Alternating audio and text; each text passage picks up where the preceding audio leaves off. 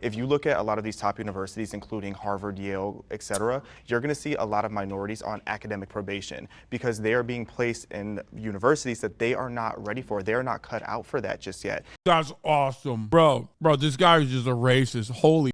That crime bill, this was at the height of like violent crime and the crack epidemic in the United States. The Congressional Black Caucus supported that crime bill. Everybody in the United States supported that crime bill. Yeah, I hate that crime bill. I hate that justification. The shoplifting stuff that's going on in certain cities. You get a lot of white people that live in nice suburbs saying things like shoplifting is no big deal, that's fine. Oh my God, I'm gonna lose my mind. To portray like white liberals in the suburbs as defending shoplifting is the most idiotic thing I've ever heard in my entire life. It's the classic trope.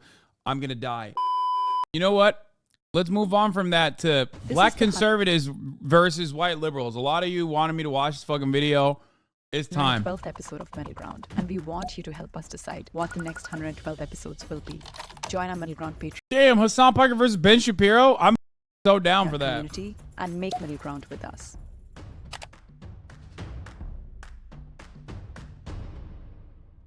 I was chosen to read the following prompt.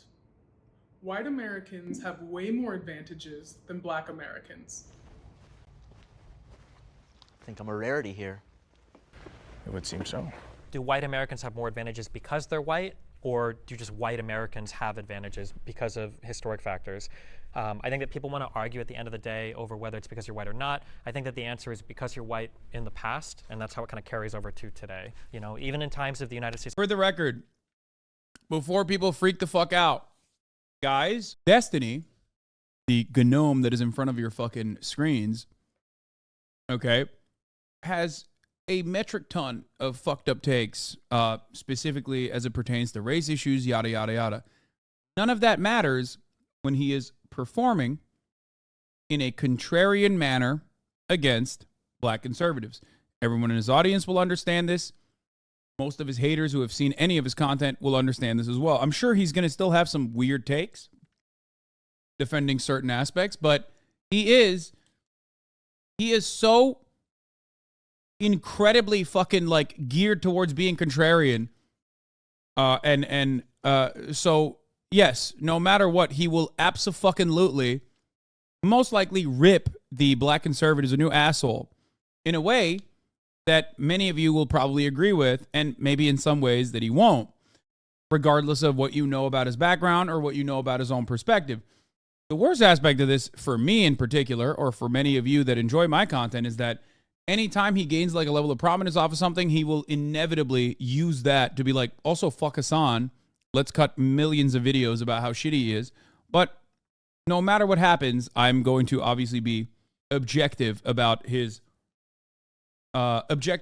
performance here, which I assume is going to be ripping a new asshole into most of these dudes. It's history where black people have tried to build wealth, you know, with the Tulsa riots and everything, where, that this wealth has been destroyed. And something that's upsetting to me is when conservatives talk about how we can't blame the past for what's happening in the present. That is true to some extent, but then the next breath they'll talk about how important it is to have dual-parent households, how important it is to have a strong family, to have responsibility passed on from parent to child. And we've seen in the past that because of racial issues, that process has been severely disrupted. The funny thing is that agreeing with all these things is when I did my research when I was younger, which arrived me to my standpoint of being a conservative, because I believed it was racist, Democrat, liberal ideologies and policies dating all the way back to the 1800s, all the way up to the 1960s, and then the purported big switch. But I think it was more so when Democrats decided to be a bit more cloak and dagger about their true opinions of black people and be more... And wait, what are Republicans doing in that situation then? I love this take. I love this take. Now, there's two ways that this could go. He could be a Clarence Thomas style black conservative who's like, everyone's racist across the board. I'm going to get mine. And conservatives allow me to get mine, and at least they spit on my face directly. Whereas like white people are just as racist as like white liberals are just as racist as white conservatives.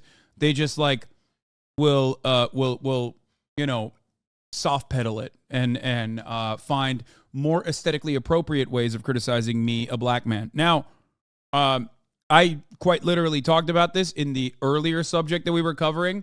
One of the very famous ways that white liberals in particular engage in like super racist commentary is by pointing to the exact same structures of oppression that exist in every community, including white communities, of course, as a singular thing that black men engage in. I like to call it the root.com style academic criteria, which is when people will be like, yeah, black men are horrifically aggressive towards gay people or trans people or black women.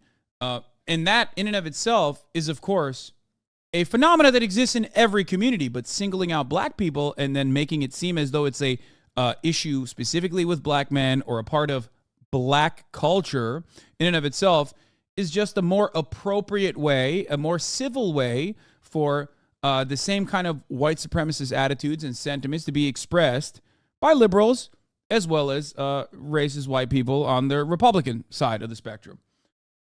It's just still stereotyping. It's just done in a more like liberal way. All right. So now that we talked about that, let's continue. Secretive and more, oh, we want to help you by, doing these things and seeing them as Doing inferior. what things? Affirmative action, welfare, all sorts. Is he wearing a Hunter Biden hat? I love that. Okay, I like this guy immediately. So Things wait, that welfare. eventually So ruin our culture and place us where we are now. So but giving- I want to get back to the history of it because we're talking well, I just about. want to make sure we're clear. Giving them money hurt them, right? Is that what you're And, saying? Well, yes, giving them, because if your father's out of the home, that's when we give you the money.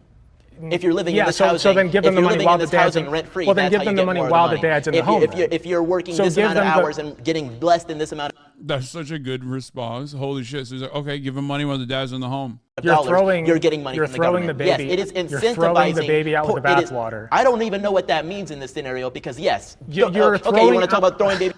Dude, he is getting, dude, oh my God, this is fucked up. This is racist. You can't have a black teenager on to get fucking eviscerated by a bunch of white people like this. That's racist, man. Jubilee, we're 2 minutes in, and this kid is getting fucking eviscerated. That is so messed up. This is a hate crime, I think. It's messed up. Jubilee's racist. I'll say it. Baby is Okay, out with let the me break this bathwater. down for Margaret you. Sanger wanted to exterminate the black I mean, if anything, it's child abuse, okay? 100%.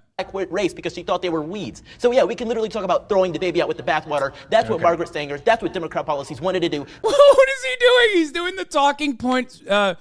He went, Biden hat is in the chat. Oh, it's Alec Gunter. Oh, shit. I remember you. Who's that handsome guy in the red shirt and the Hunter Biden hat? Thanks for saying you like me. I'm in the Frankie shirt. Hello, that's me, man.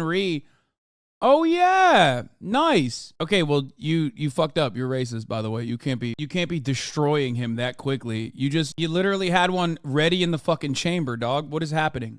Dial it back a little bit. Anyway, having said that, immediately as soon as he got like overwhelmed with such a simple fact, which is, is welfare ruining single family parents or creating single family homes in the black community? There's two avenues you can go to, which is one, why is it not ruining white families then? Or why is there a higher percentage of welfare recipients in the black community versus the white community? If that's the case, maybe there's some systemic reasons as to why that is happening. Or the alternative, which Alec did, is much better in my opinion, which is, okay, well then why won't we just give money to parents in general and not only single family households? To my people. So that's why I feel so strongly about it, because it is these policies that date back centuries that were built off of the death and poverty of my people. Let's take a breath. So, I'm breathing. okay. So a lot of babies aren't, but I am, Okay. sadly. A lot of babies are. When I say throw the baby out with the bathwater, you want to completely get rid of welfare, okay? Or at least I don't want to put that on you. You haven't said that, but the conservative apparatus does, clearly. So giving money to a group of people does not hurt them. I mean, It sure, if can't. you're talking about a lottery, It just literally take can't. money. But Yes. there are strings Take money. attached to that money. Take all the there money. are strings attached Give to that them money. millions. Make them all millionaires. I don't care.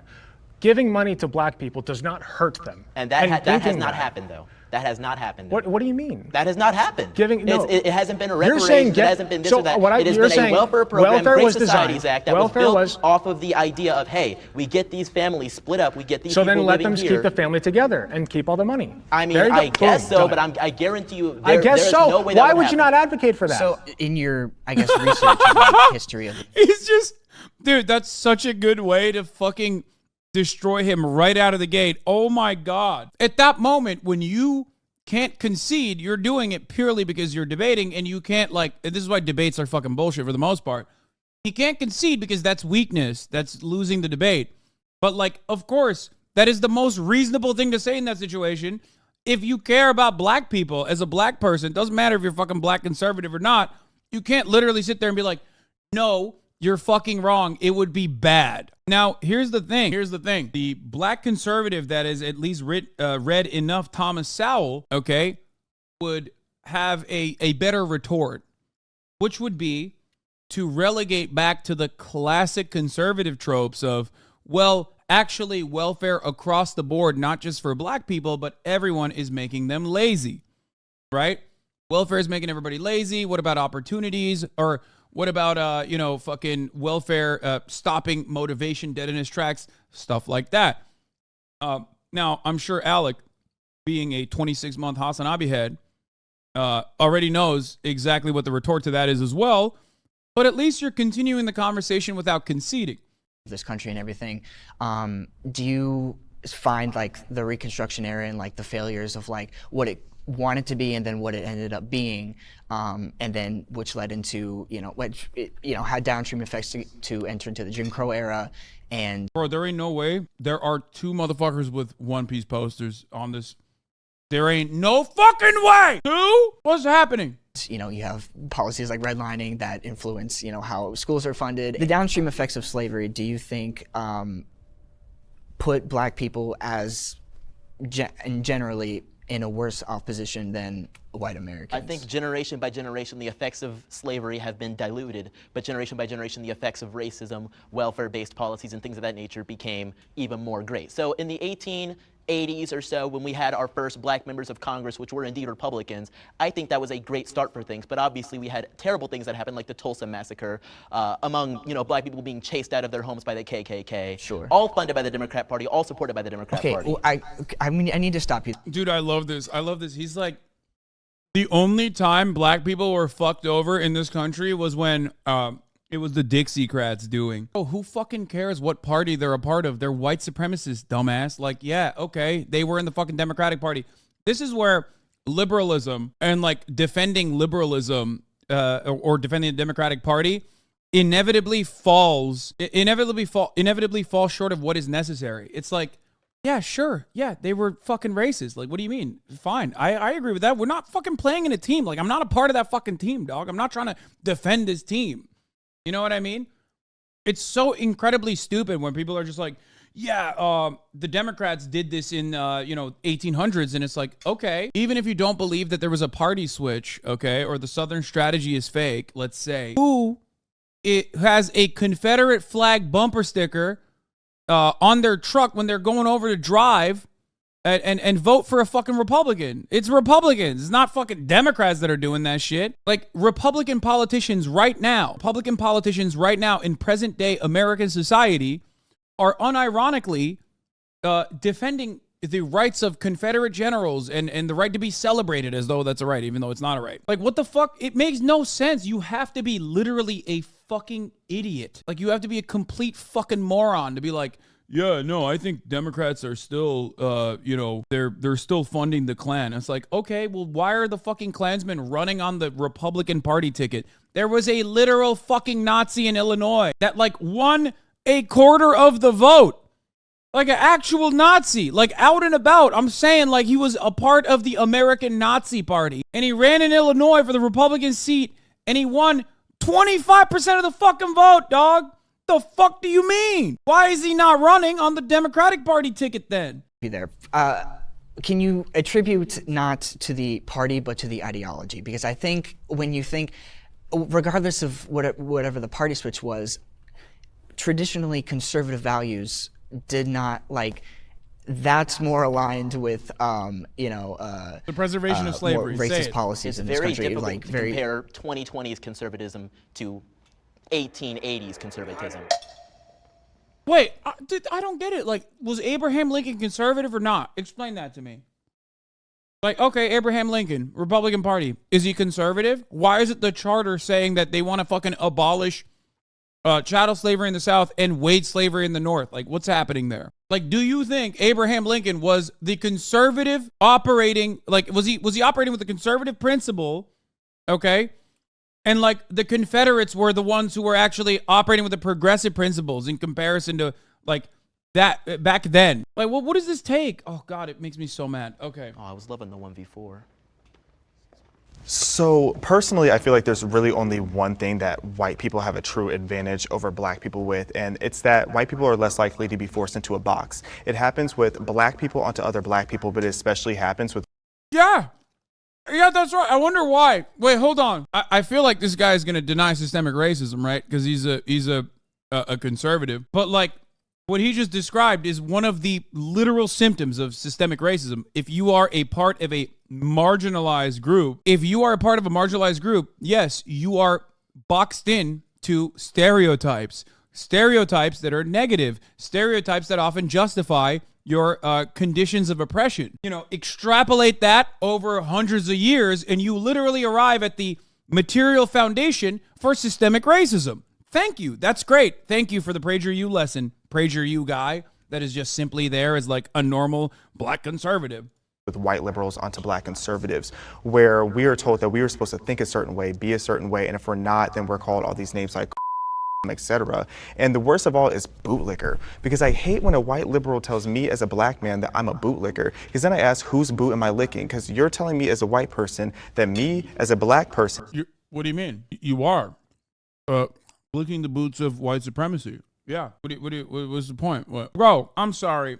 This is why I do end up triggering a lot of like way more conscious people on Twitter, especially whenever I talk about black conservatives, because they think I'm like reigniting white supremacist aspects to like dunk on like a black guy. And it's like a go ahead or something. It's not. I don't give a fuck what people say.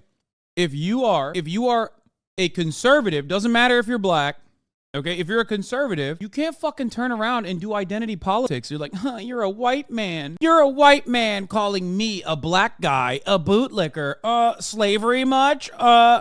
It's like, no, you can't do that. You can't do that. You're not a fucking 18-year-old college freshman who's exploring different sexual options in college and is like only now coming to understand the world. You can't talk like that. You're not allowed.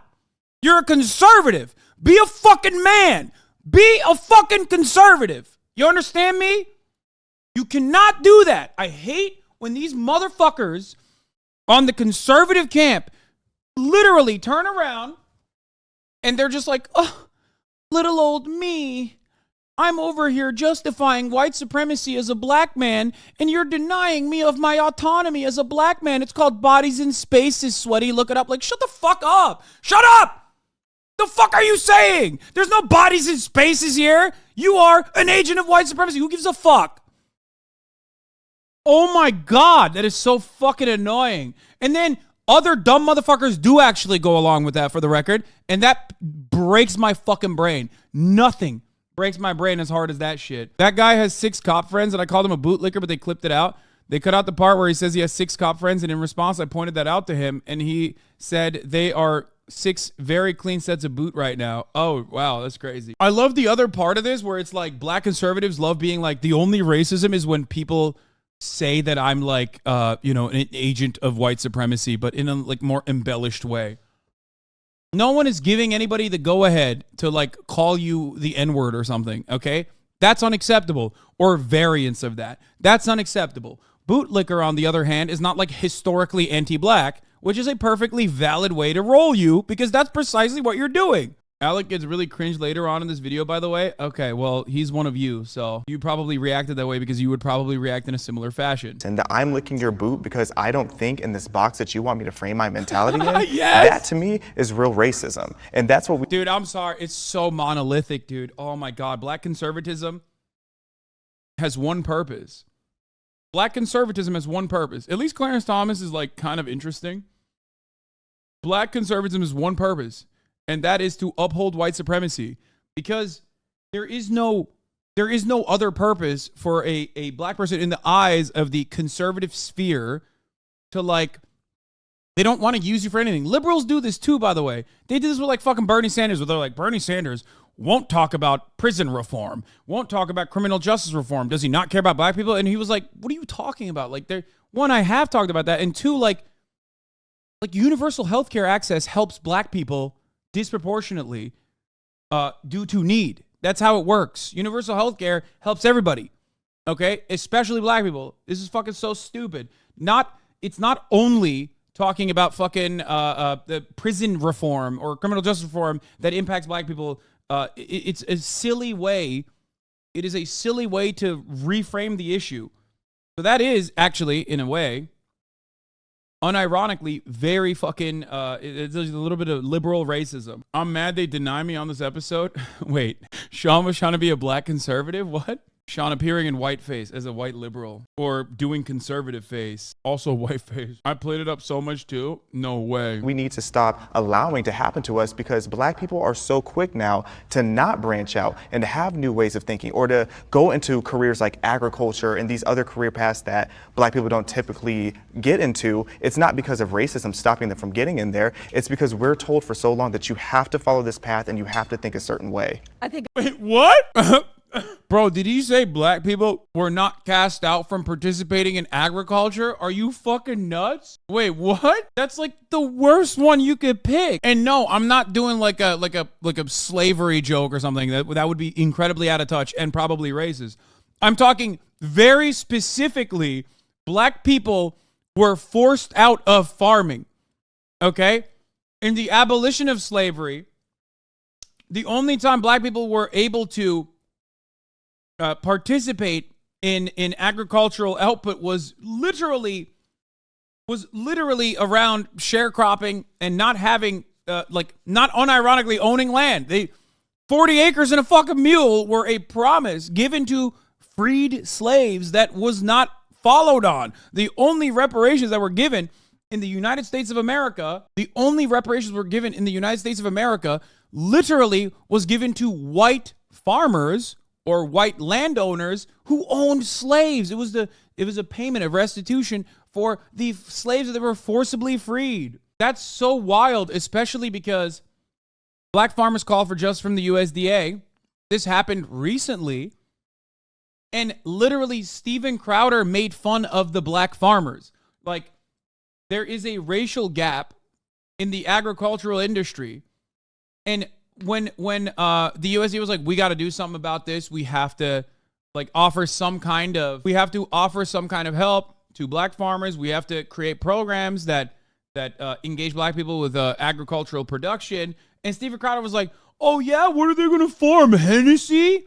I remember that. He's permanently fucking scarred in my mind. So, and he didn't do that voice, by the way. He did the fucking Chris Tucker voice, because that's the only voice he has for black people. From Barack Obama to Morgan Freeman, anytime Steven Crowder tries to do the black voice, it's Chris Tucker. Let's continue. I think America is a great place for a black person. I think I'm an American. Anything that's available to you is available to me and mine. I've personally never experienced white people having way more privileges than me. Like, I'm sure you could find certain institutions where black people are treated differently, but in general, I don't think that I've missed out on anything because of being black. And if anything, it's given me more of a voice because people will want to hear what I say now because I'm black.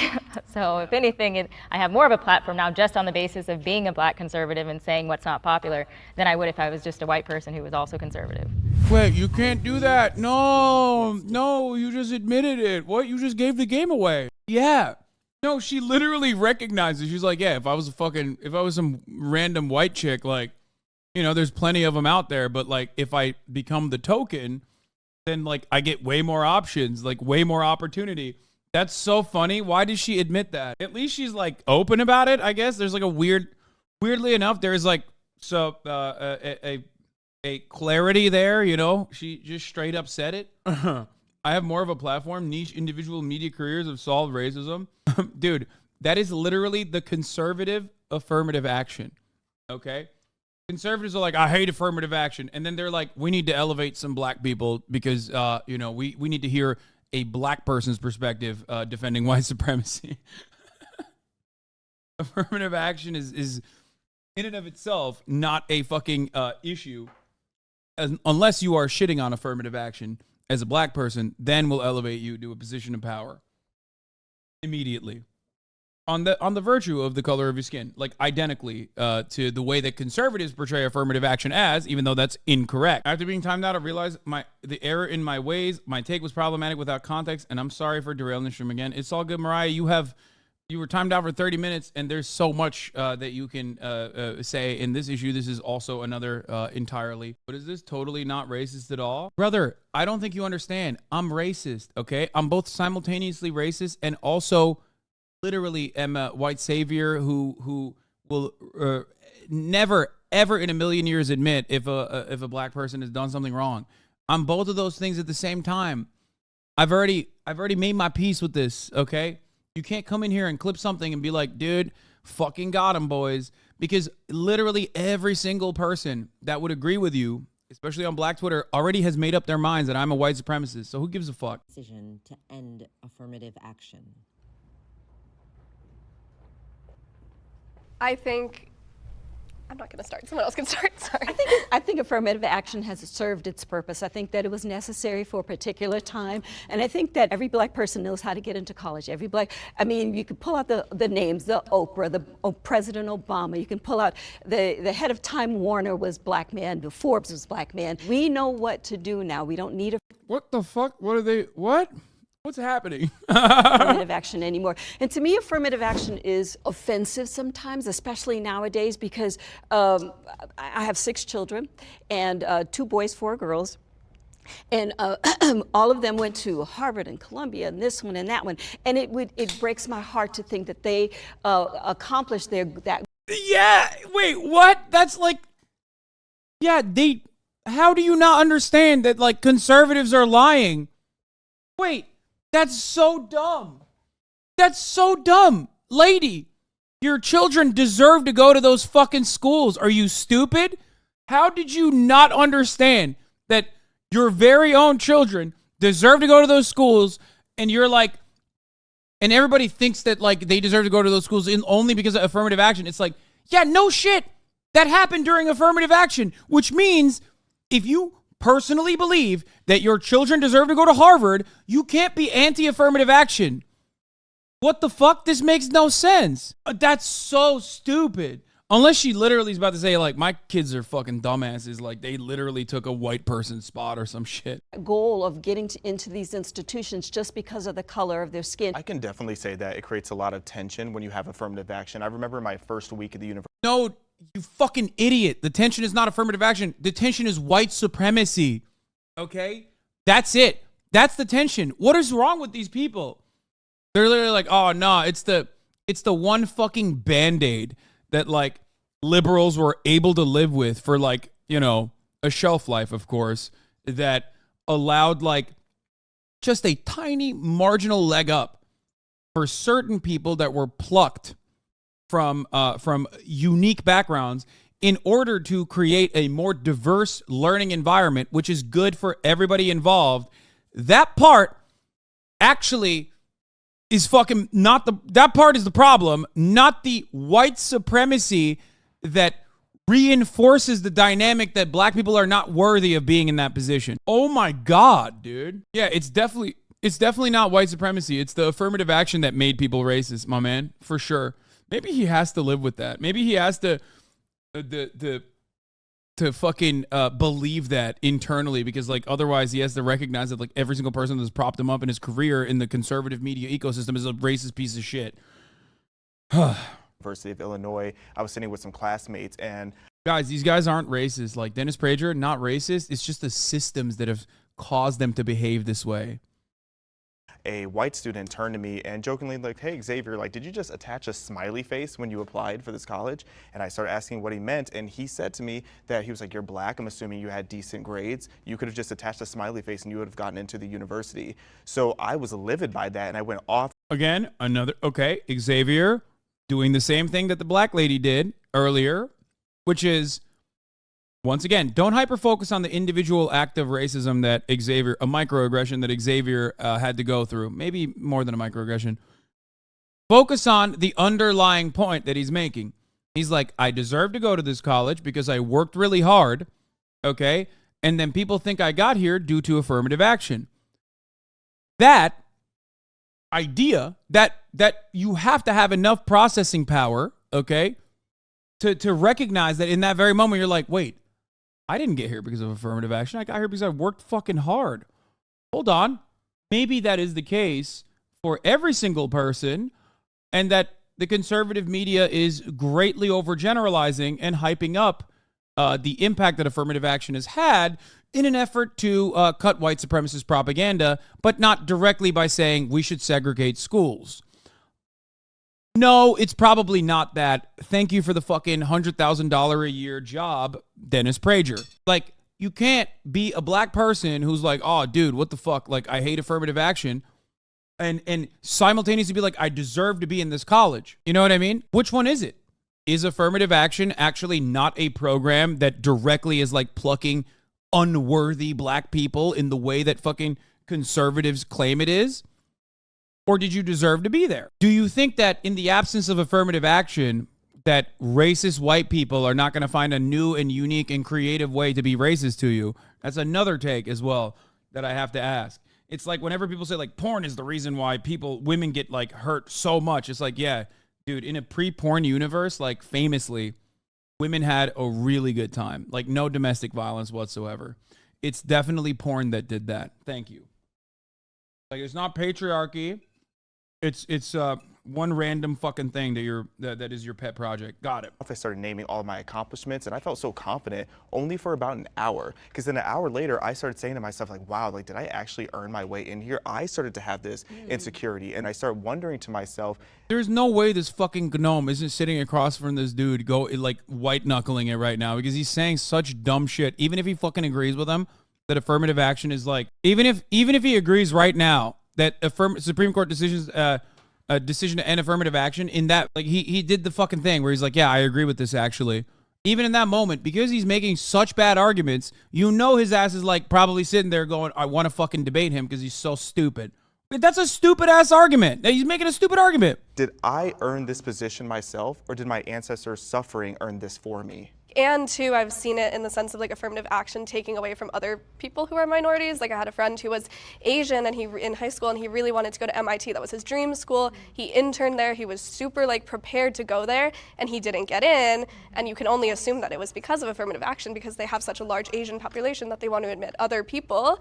Yeah, I was going to actually argue that it's more racist nowadays because it excludes so many Asian Americans from getting into universities who do deserve a spot and they can't get in because of affirmative action, which again, like you were saying, was necessary at the time, but now it's like anybody, if you have... My controversial opinion on this matter is that it's good that the Supreme Court actually ended affirmative action, only because colleges are still going to do the same exact measurements that they have. Okay, they're still going to do the same shit because they want a diverse learning environment. That is literally the fucking point. That is the entire point of like leaving your dumbass cousin fucking podunk town or your dumbass Martha's Vineyard ass rich ass fucking neighborhood, okay, to go to goddamn college. They don't want Harvard to be exclusively white people, okay? Because even if you are going to become a war criminal later down the line, as many Harvard education recipients do become, okay, you still need to learn about that shit in an environment that is diverse where you can at least like, you know, work around black people without like blurting out the most racist shit possible, because that is what America is. America is a very diverse country, one of the most diverse nations on the planet, as a matter of fact. So it don't fucking matter. You need to get a level of DEI, and colleges know that.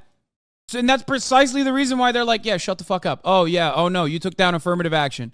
We're still going to have, and I'm willing to bet that they're still going to have similar fucking percentages where they have a holistic approach to their admissions process, which is completely reasonable, and that they are going to find either other ways, maybe a class-based affirmative action, or, which would be great, by the way, totally desirable, or just the same exact fucking metrics that they have for admissions, which end up creating identical demographics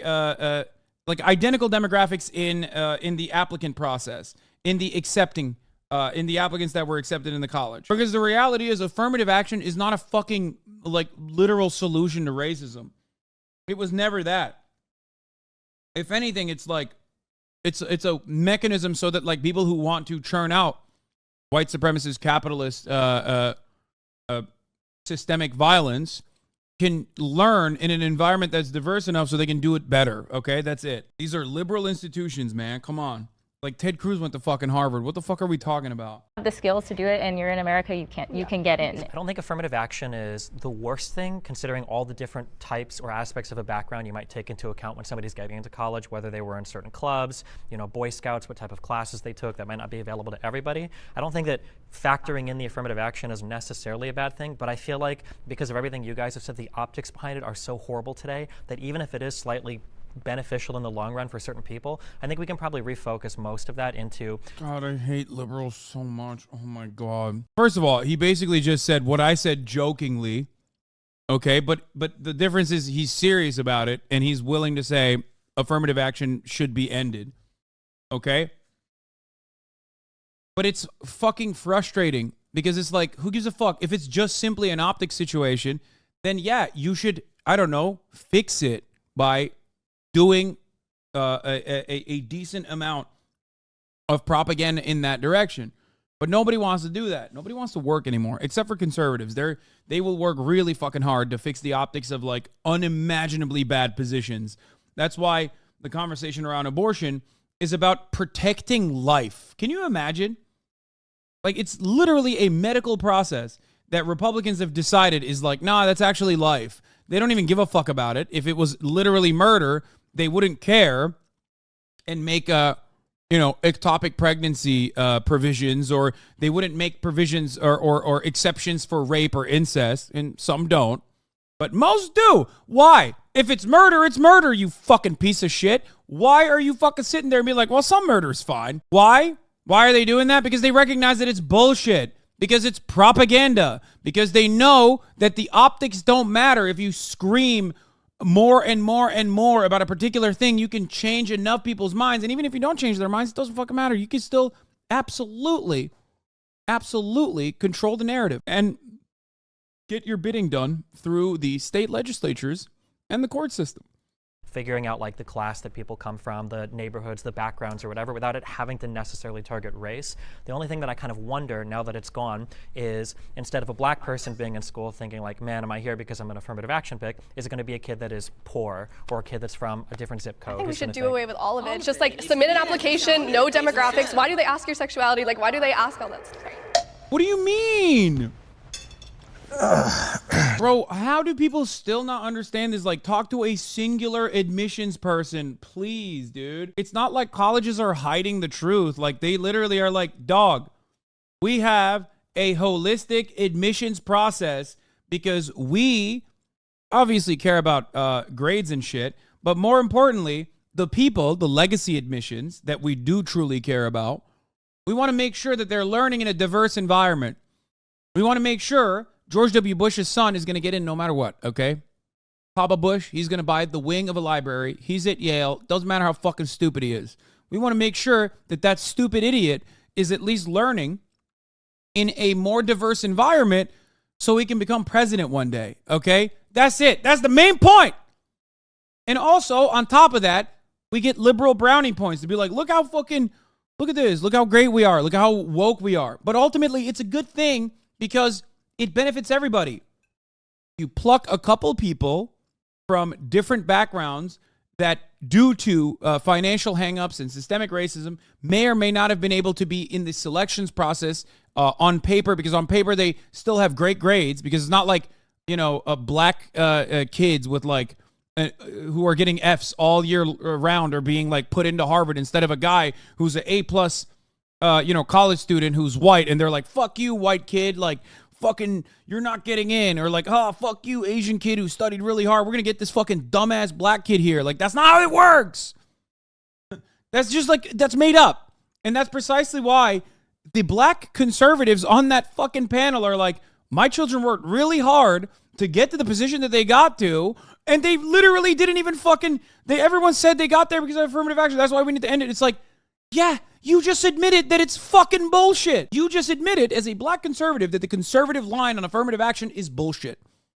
Okay? Anyway, let's keep going. So, if affirmative action accomplished its purpose, why do we still see the disparities that we do in the professional workplace? If you average white wealth and compare it to black wealth totals, white people as a whole have about 50 times greater wealth than black people as a whole per capita. So I just don't understand why you think affirmative action has accomplished its purpose. I don't see Curious. that. Why do you assume that just because there is a disparity means it's because of a racial issue? What else would it be from? I mean, Upbringing, economic abilities, Desire to skills. go, desire to. So zip it code was their does fault play then. a lot. If you grow up in a neighborhood that experiences a lot of trauma, you're not as likely to do as well in school, which if you Economic curious, why There ain't no fucking way. Black conservatives defend conservatism without being like inherently racist challenge, impossible difficulty. Because it is literally impossible. Like they just sat there and literally went, yeah, it's because we have a different culture that's like inferior. That's a wild thing to say.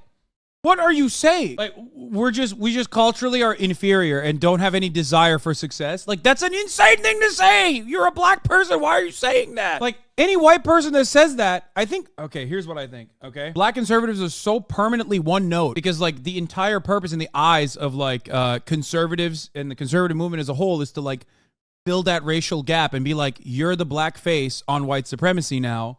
You're going to say the same shit because you believe the same shit that I believe, right? But it's like way better.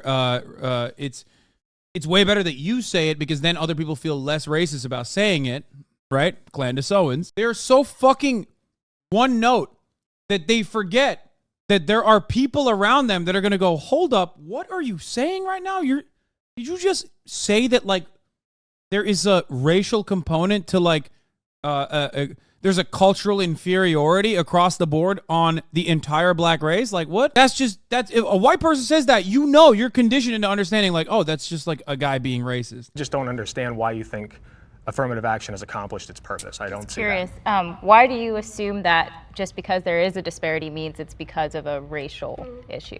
What else would it be from?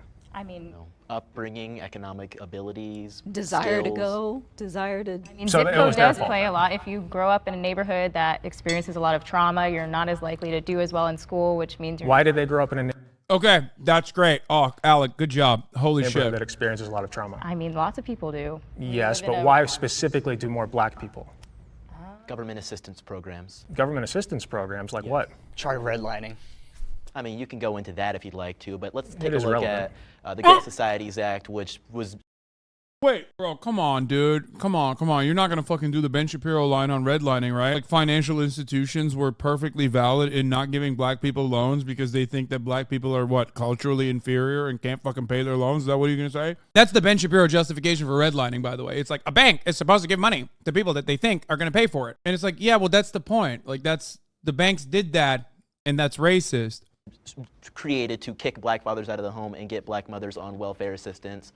These things aren't beneficial for economics. These things aren't beneficial for actually paving a way for success for black children and black families. I mean, reducing a two-family household to a one-family household isn't going to make them the richest man in the world. It isn't even going to get them out of high school. Nonetheless, You mean the ability parent. to even get to college. You mean Yeah, two-parent? the child, yes, but a two-parent household Yeah. in comparison to a one-parent household, that child Bro, I love this take, man. It's like you're recognizing that there are such cope. It's such fucking incredible cope from black conservatives to be like, yeah, it's actually the systems that are at fault, certainly, because you can't say that like openly. You can't openly be like, yeah, black people are inferior because everyone's going to say you're fucking Jesse Lee Peterson if you say that as a black conservative. So you're like, yeah, the systems are at fault actually, but like the systems are at fault for giving welfare to everyone, but it just like somehow hurt black communities more. It's a hilarious cope to claim that systemic moves can impact the black community in this negative way, but not the criminal justice system. Like, how can you fucking sit there and be like, welfare ruined black families and that is a systemic problem that impacted the black community,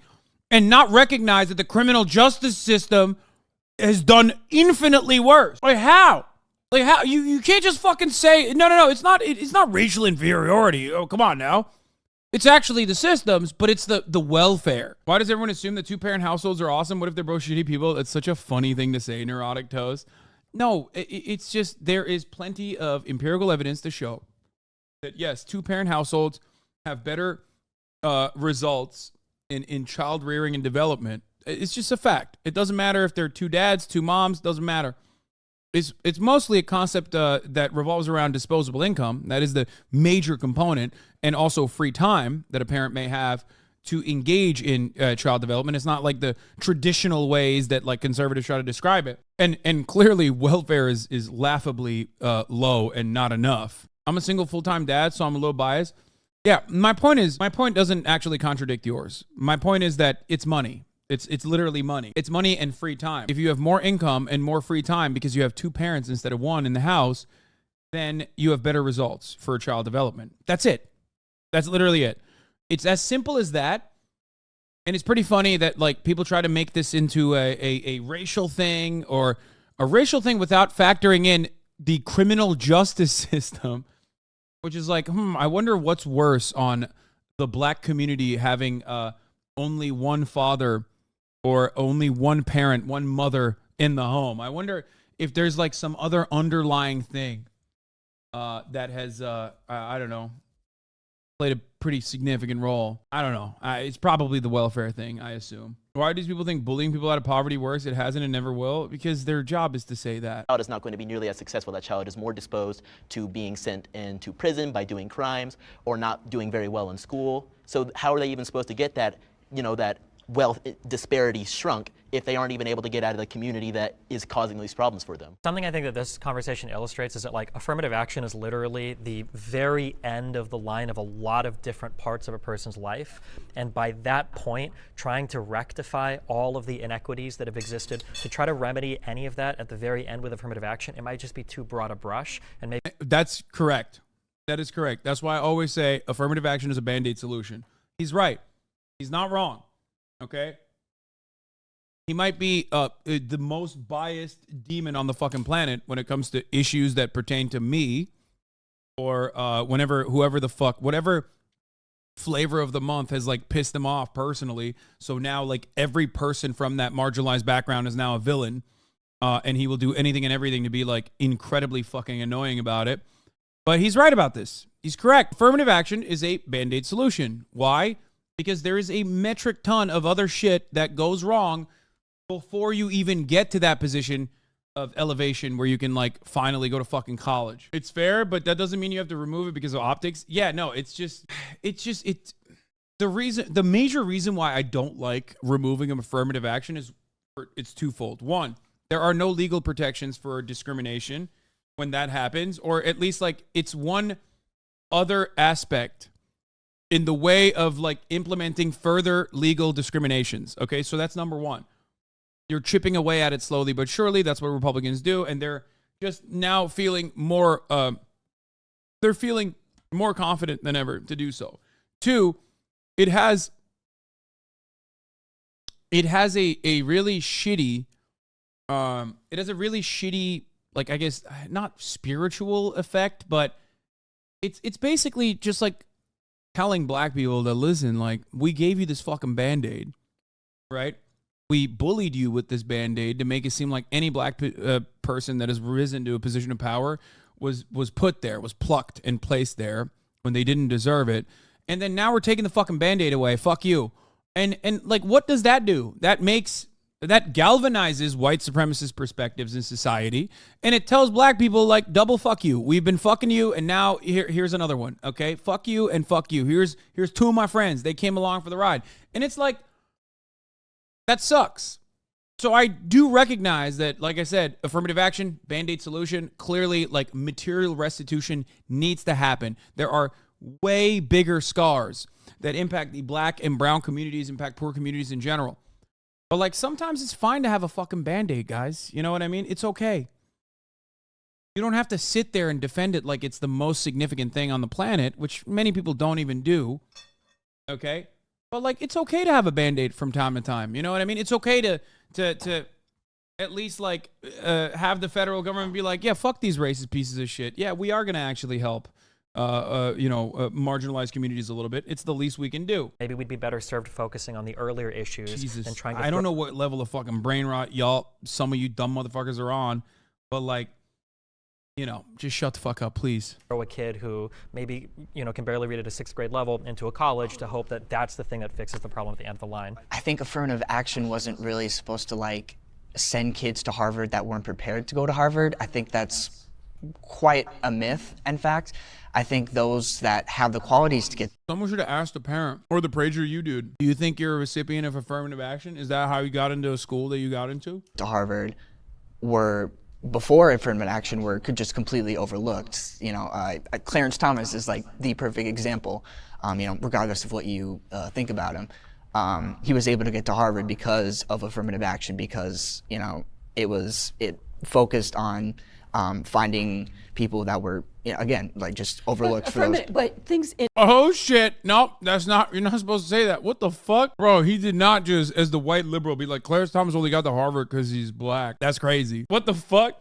I mean, it's funny to see. It's funny to see this because honestly, get mad at me all you fucking want, but it's kind of funny to see him say that as the white liberal, okay, in that panel, because now you have this weird moment for all the black conservatives to be like, wait, what did you just say? No, I think he's trying to say Clarence deserves it, even though he obviously didn't. No, he worked really fucking hard. Like Clarence Thomas, the only stupid thing that Clarence Thomas did was after he went to college. If you know his background, he was dumb enough to believe Thomas Sowell. That's it. And when you get fucking red pilled by Thomas Sowell, you are the dumbest motherfucker on the planet. Okay? But academically speaking, especially coming from his background, like he deserves to be at fucking Harvard for sure. As the rest of the fucking freaks that get to Harvard and go there and live their fucking freak desires. I mean, my man loves bestiality, dude. You can't. That's so Harvard. It's not even funny. When you're out there talking about horse porn or whatever your favorite horse porn is, like, you definitely deserve to be out there with the rest of the fucking freaks. He said, bro, I ain't even heard of the dude. Clarence Thomas, Supreme Court Justice of the United States, Clarence Thomas. Okay, let me try it again. Harlan Crow's best friend, Clarence Thomas. Harlan Crow's sugar baby, Clarence Thomas. He's a Supreme Court Justice. All right, let's keep going. It ended up changing. It morphed into something else. So what started out as a good program of giving all black people or people with a lesser chance or lesser opportunity, it started out as that, and then it morphed. Wait, what? And I'm not sure who morphed it, but it morphed into, okay, so now we have to have one black, one. Wait, what? Wait, I'm telling you, he just crossed their wires, bro. He crossed them up. He crossed them up by being like, Clarence Thomas is a recipient of affirmative action. And now she's like glitching. She's like, actually, it was good at first when he was there. And then it's no longer good. To which your response should be, okay, what about your 5 kids? That, optically, is not a great thing to say, especially if you say it like, well, your kids are affirmative action recipients. The more careful and delicate way of covering this would be, I think your kids deserve to go to Harvard. Why are you undermining their accomplishments? Or if you recognize that they deserve to go to Harvard, then you understand that affirmative action is not just simply elevating black kids from black kids who are not worthy of going to Harvard to get to Harvard. One Hispanic, one this, one that. That's not how that works. But hey, talk to the corporations, talk to the people who hire, talk to the board members who say we need to have a woman on the board, we need to have a black on the board, we need to have a Latina, a Latinx, whatever on the board. So it morphed from helping us into now Tokenization. Yes. Bro, there ain't no fucking way this dingus, sitting in the worst way I've ever seen, by the way, anyone said, is gonna sit there and fucking agree with these arguments. There's no fucking way. There ain't no way. These are the worst arguments of all time. So you have to have one of this, one of that. Well, when you start with a country where people only hire you if you're white, that's necessary. And I know that you said that it started good and then ended whatever. And I don't think that affirmative action was perfect by any measure, but we still see really, really bad inequality. So if you're going to get rid of affirmative action, what's the replacement? Meritocracy. There's no meritocracy. Oh God, meritocracy, a laughable concept. Get the fuck out of here. In this country. You look at Elon. Bro, that's how you know capitalism is America's fucking religion, dude. Real religion. Straight up. And straight up, no matter what, black, white, at a certain point when that fucking penetrates your brain, like the American capitalist brain rot seeps in and you believe that dogma, you're like, meritocracy, pick yourself up by your bootstraps. Sure. Musk, he's destroying Twitter. There's no merit. It's not even just Elon Musk. How can you say there's any meritocracy in a structure where black people have literally been enslaved and no economic restitutions have been made? And this conversation in and of itself is one where we are denying all of that and refusing to even like and justifying the one fucking band-aid that we gave to black people that wasn't all that significant at all, and celebrating that we took that away. How can you say that there's any meritocracy? Equality of opportunity has never existed in this country. It's never existed anywhere around the world, let's be real. But it hasn't even existed in this country. It's so stupid. Meritocracy fails when the starting lines are 10 miles apart? Yeah. Meritocracy, that's ridiculous. Well, first thing I want to bounce back to is it's not a myth that there are like minorities that are being put into colleges that they're not ready for. If you look at a lot of these top universities, including Harvard, Yale, etc., you're going to see a lot of minorities on academic probation because they are being placed in universities that they are not ready for. They're not cut out for that just yet. That's awesome. Bro, this guy is just a racist. Holy fuck. He said black people are just not ready for Harvard. Dude, I have two takes on this. One,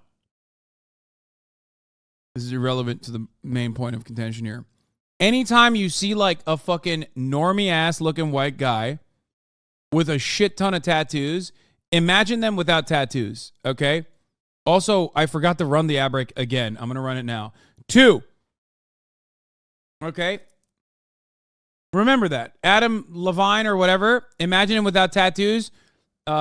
He just looks mid, okay? That's number 1. Number 2, anytime you fucking see a black conservative just say some out-of-pocket shit, just think for a moment how you would feel if a white person said it.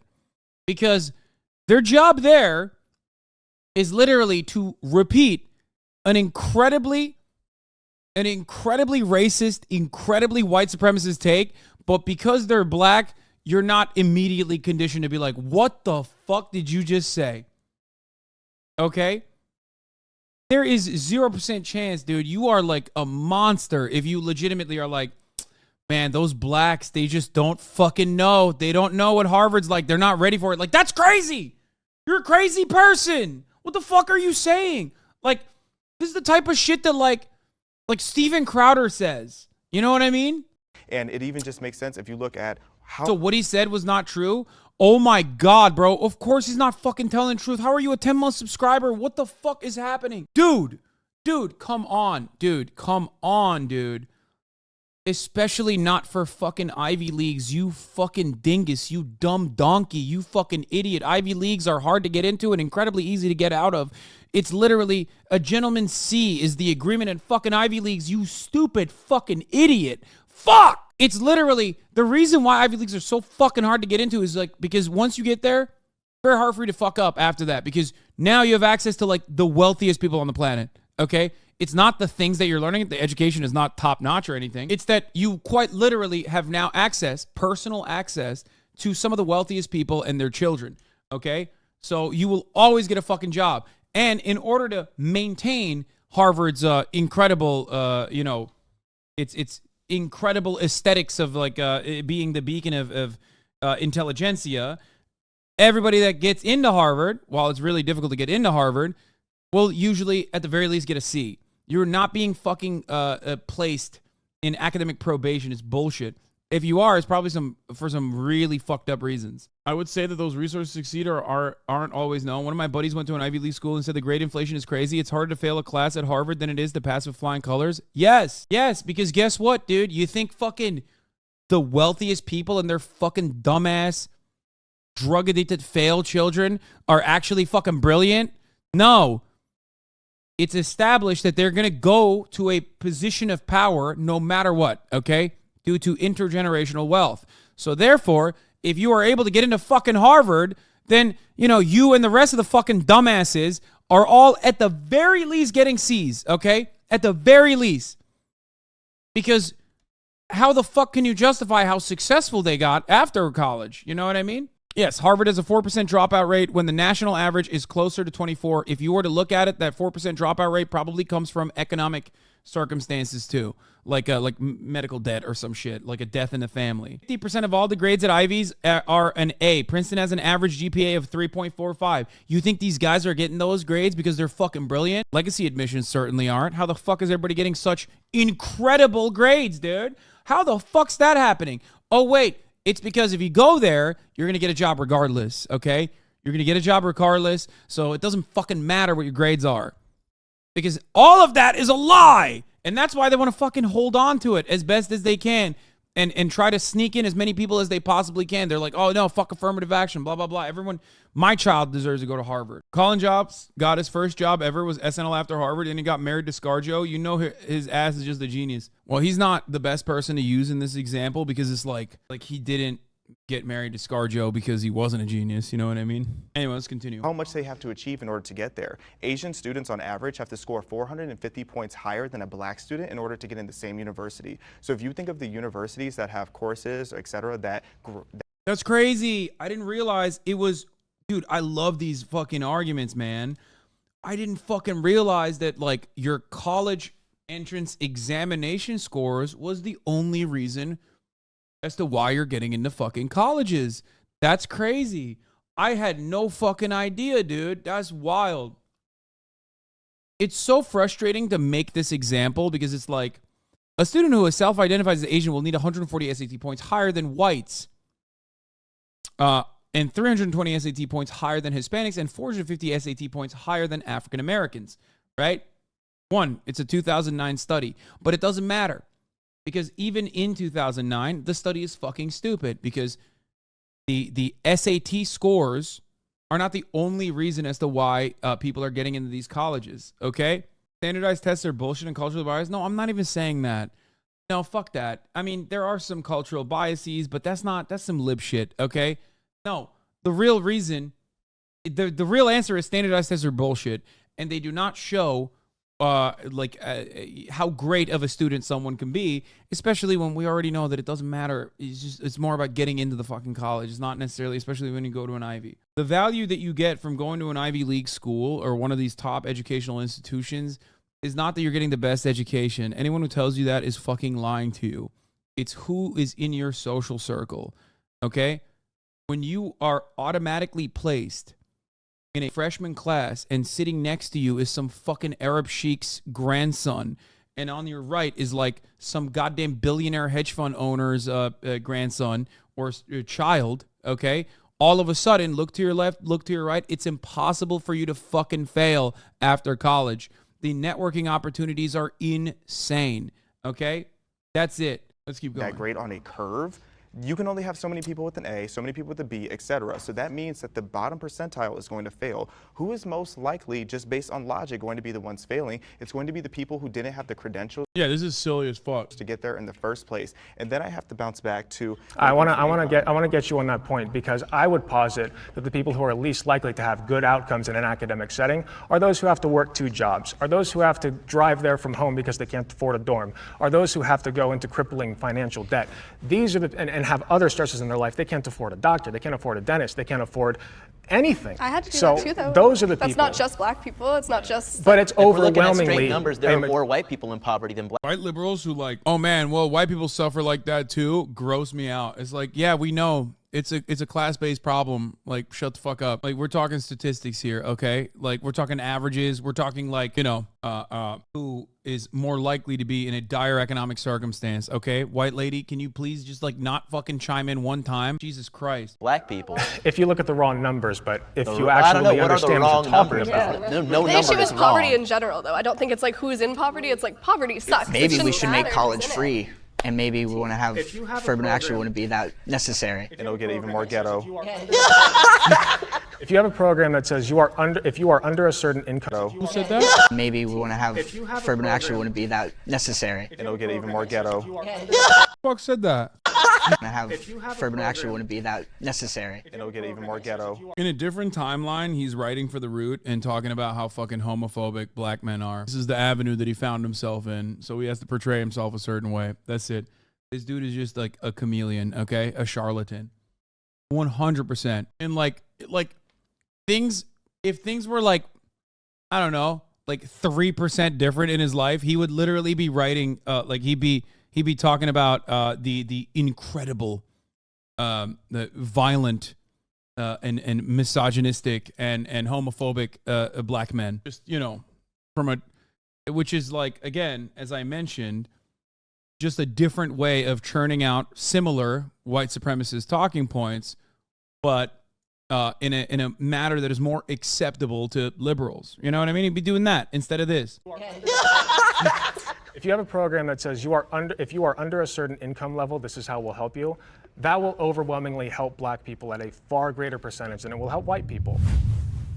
Trump supports Black lives.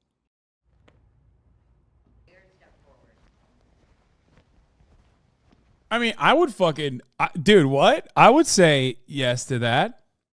First step back, baby. Donald Trump, dude, Donald Trump, dude, he was great to black people. He loves black people.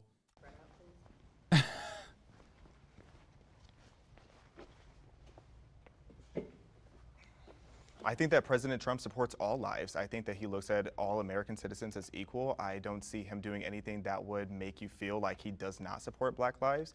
That's, of course, I think a lot of people fail to understand why Donald Trump, despite being like openly fucking racist at every step, was able to reach a larger percentage of the black vote, and more black people voted for him than any other president prior. And not only that, but also that change is still currently happening. Like, you could say, oh, we went from like 2% to 8%. That's not that big. I'm not even kidding. Like, that's not a real number. No, wait, what? That's not fake. I said any other Republican. Yeah. Wait, did I not say that? Yeah, that's a given, guys. Okay. We're talking 90% voting for the Democratic Party. Okay. No, I mean, a higher percentage of black people voted for Donald Trump than any other prior Republican. Of course, I'm talking about in comparison to every other Republican president. Sorry, clearly. And not only that, but also, you did say Republican. Oh, okay. But regardless, I think there are reasons for that go beyond, like, not because Donald Trump was like good to black people or in general, but I think it's mostly the same principle that we have discussed before with respect to a decision that black people made between Bernie Sanders and Joe Biden. It's like, the idea is that, you know, everyone's fucking racist, and it's true. Everyone is. So it's more so about, like, is this racist more entertaining? Did he do some good things? Are there other external factors that played into your consideration, like vaccination campaigns, shit like that, or being like more open about it? Part of the reason why he was able to captivate a lot of people is the same as how he captivated white people. It's beyond just racism. It's just, he's telegenic. Of course, going to lead into the conversation of Black Lives Matter, which was a movement and an organization with so much corruption. Donald Trump not supporting that organization doesn't mean that he doesn't support Black lives. It just means that he doesn't support the fraudulent organization that's stealing so much money from so many people to do absolutely nothing with it, nor does he support a destructive movement that is destroying cities, communities, lives, etc. So I don't see why someone would think that President Trump doesn't support Black lives. I've heard him say he knows all the best black people. He has all the best black friends. I do support black people all the time. Sorry, that was... Bro, you can't do that in public, Alec. What the fuck? Come on, dog. What the fuck? Oh, you can't... This dude definitely watches it. Yeah, he is. He's in here right now. He has been a community member for a very long time. We've like talked to him or about him in the past. I think he's a nurse, if I'm not mistaken. I might getting that wrong. Listen, it was a swing and miss. Yeah, they kept that shit in there, okay? So bad. Very bad impression, but I don't think Donald Trump wants bad things to happen to black people. So in that respect, I think he does support black lives, but the other side of that is he's not really doing anything. He didn't do anything as president, certainly, to uplift black people. The economy affects black people. Yeah, I certainly disagree with that point. One of the biggest things I What did he do for the supported economy? personally. Well, yeah, we don't. We'll get into that one later. One of the biggest things he did is he Why? secured permanent funding for HBCUs. One of the largest increases we ever saw for HBCUs, personally done by his administration, among many other things. The First Step Act, which there's a lot of debate about whether it was really the best thing to do, but that was definitely a kiss of love to the black race. Freeing Alice Johnson for menial drug crimes she committed in the past that had her locked up. She did not get to see her family for years. Yeah, but that's not like, okay, I did say I agree, but I agree in the sense that Donald Trump doesn't literally want bad things to happen to black people, like I think a lot of conservatives do. So I think that he just says the most, yeah, I do think that. I think he says the things that will get him elected. So I don't think that he has any personal grudges against most people. I don't even agree with that. I think that he's just as racist as every other fucking person from his background would be. Like, because he literally, I mean, he was investigated for housing discrimination. You know what I mean? Like, he's definitely not a good dude. He's definitely racist, but like, he's default Ameri racist. Exactly. And then the Central Park 5 shit, obviously, you know what I mean? Like, he definitely has a bunch of shit. He's a wealthy boomer, of course, he's racist. Yeah, that's the point. Like, yeah, he was a racist liberal. Yeah, he used to be racist in a liberal way before. In a way that, like, conservatives would shit on him for, most likely. What you mean, the hood loves Donnie Reels, Little Pimp? No, first of all, okay, I'm not going to do the Zenny Jardine, homie, what set you from bullshit. But, like, yeah, no, Donald Trump was a permanent fixture in a lot of black culture. I've talked about this quite a lot. Not because of fucking Little Pump. In the 80s, 90s, in the early 2000s especially, Donald Trump absolutely was considered a relatively iconic figure that was mentioned in a shit ton of rap music. I think a lot of people don't remember that for some reason, and a big part of why Donald Trump was actually seen as like not as horrifying of a figure by plenty of black and brown people was because of, I hate to admit this, but The Apprentice. The Apprentice was very unique for the time period that it was in. It was incredibly diverse. It was a very diverse TV show with a very diverse cast, and the actual marketing materials or the actual marketing sales sheets reflected that. The demographics were more diverse. The demographics of watchers of The Apprentice were much more of a diverse audience than other shows at the same time. No, I'm not talking about Mac Miller, Donald Trump, chat. Jesus Christ. I'm not talking about Mac Miller. I'm talking about black rappers. Okay. I'm not talking about Mac Miller's Donald Trump song. That was the reason why a massive audience, a massive diverse audience knew Trump and kind of liked him as a television man. That's important. That's important to recognize. He just says the most popular thing. So I think like Ron DeSantis would be, Ron DeSantis would be somebody that I think actually wants black people to be hurt. So by that standard, yeah, Donald Trump supports Black lives by leaps and bounds. You think Donald Trump says the most popular thing? Yeah. Really? Yes. Then why do so many people hate him? He got elected as president. Yes, he did. Yeah. He didn't win the popular vote. Whoa! Whoa! Owned yourself though. You kind of owned yourself. You fucking lost the popular vote. Wait a minute. What? I don't fully agree with Alec here anyway. I don't know what Prela thought he had here. I'll be honest. Maybe not his best performance here, but it doesn't matter. That's what your side wants to say. That's a liberal talking I'm point. helping you here. I'm trying to see the logic in this. Obviously, he says things to be elected as a politician very similarly to how Joe Biden did, except Joe Biden actually has a history of racism. If he said things that people... Yeah, whereas Donald Trump don't? Like, get the fuck out of here, kid. Oh, my God. Okay, now I'm doing the debate brain. Bro, I'm sorry. You can't fucking be like, oh, Joe Biden is so racist, but like, and then act like Donald Trump isn't then, okay? I'm sorry. That's fucking ridiculous. Like, this is the only thing the First Step Act, which was literally a bipartisan crime bill, a prison reform bill, a criminal justice reform bill that, Democrats wrote as well. Get the fuck out of here. And if it was a Democratic president that wanted to sign it, the Republicans would have vetoed it. Shut the fuck up. The only reason why it happened under a Republican president is because some of those bills only pass under Republican presidencies because Republicans are only obstructionists when a Democrat is president. People didn't like you, wouldn't have been our president. So you like everything that Donald Trump says? You think everything he says is popular? I love a lot of the things he says. I think he's hilarious. When he said big water, that was one of my favorite quotes. Big water. Water, big water, ocean water.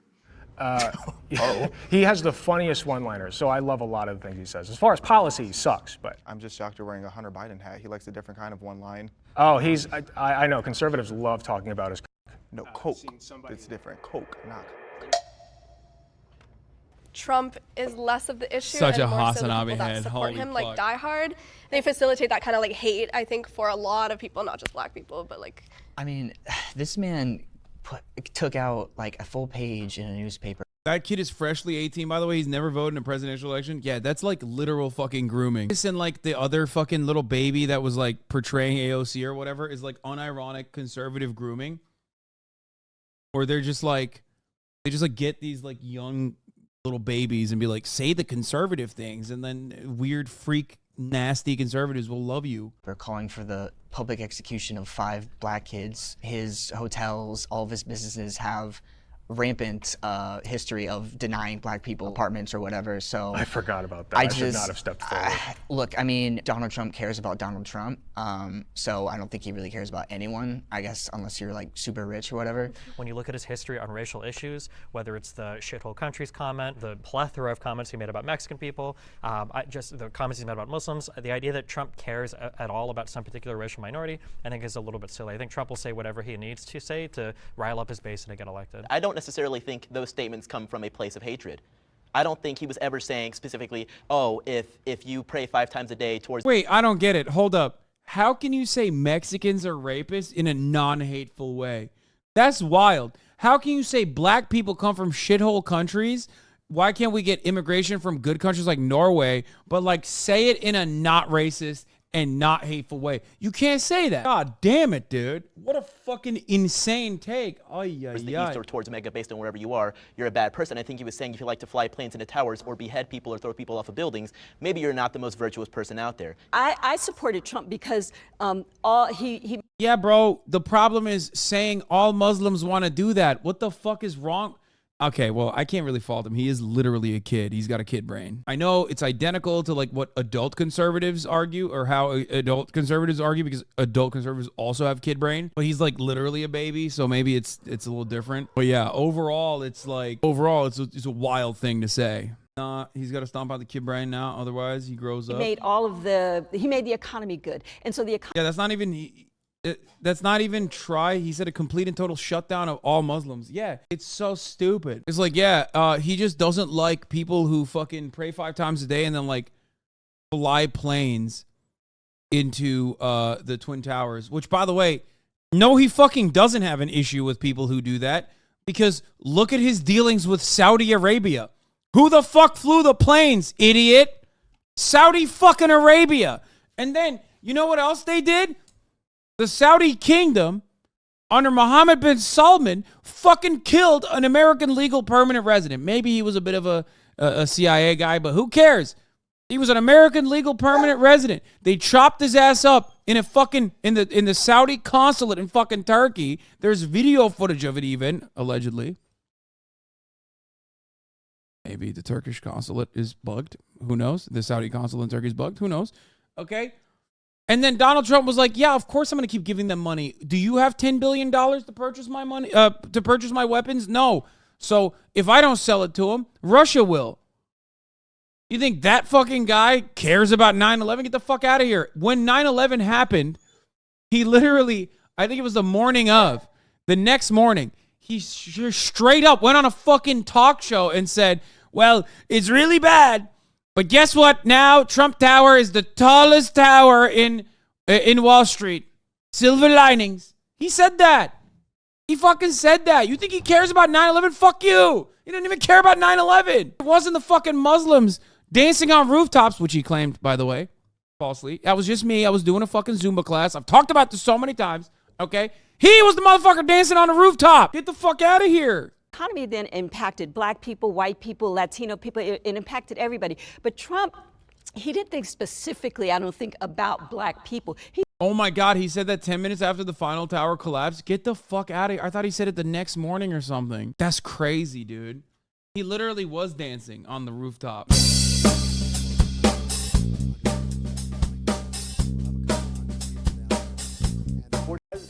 Wall Street. 40 Wall Street actually was the second tallest building in downtown Manhattan, and it was actually, before the World Trade Center, was the tallest. And then when they built the World Trade Center, it became known as the second tallest, and now it's the tallest. I watched. Okay, but was he wrong though? No, he ain't wrong. He just shouldn't say it. You know, it's a little insensitive to say on the day of 9/11. It kind of comes across like you're gloating. You know what I mean? You're like, Muhammad Atta did a lot of good things. Okay, very good pilot. Made my building the tallest building in Wall Street. Thank you, Muhammad Atta. Inshallah. Mashallah. Muhammad Atta will see Jannah. You saying insensitive things about 9/11? Yeah, I love saying insensitive things about 9/11. Just not on 9/11. You know what I mean? Not on 9/11 2001. Okay? 9/11 2002, catch me saying insensitive shit. 9/11 2003, I'm saying insensitive shit.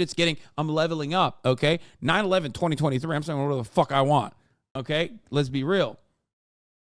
9/11 2001, kind of out of pocket to be like, literally, as like people are still falling from the fucking building. You're like, hey, you know, my tower is now the tallest tower again on Wall Street, which is pretty crazy because when I first bought it, that's why I bought it for, you know? Like, motherfucker, people are still dying. What's happening? Yeah, and also I'm saying it on my own stream. I'm not calling into a news show to brag about it. You know what I mean?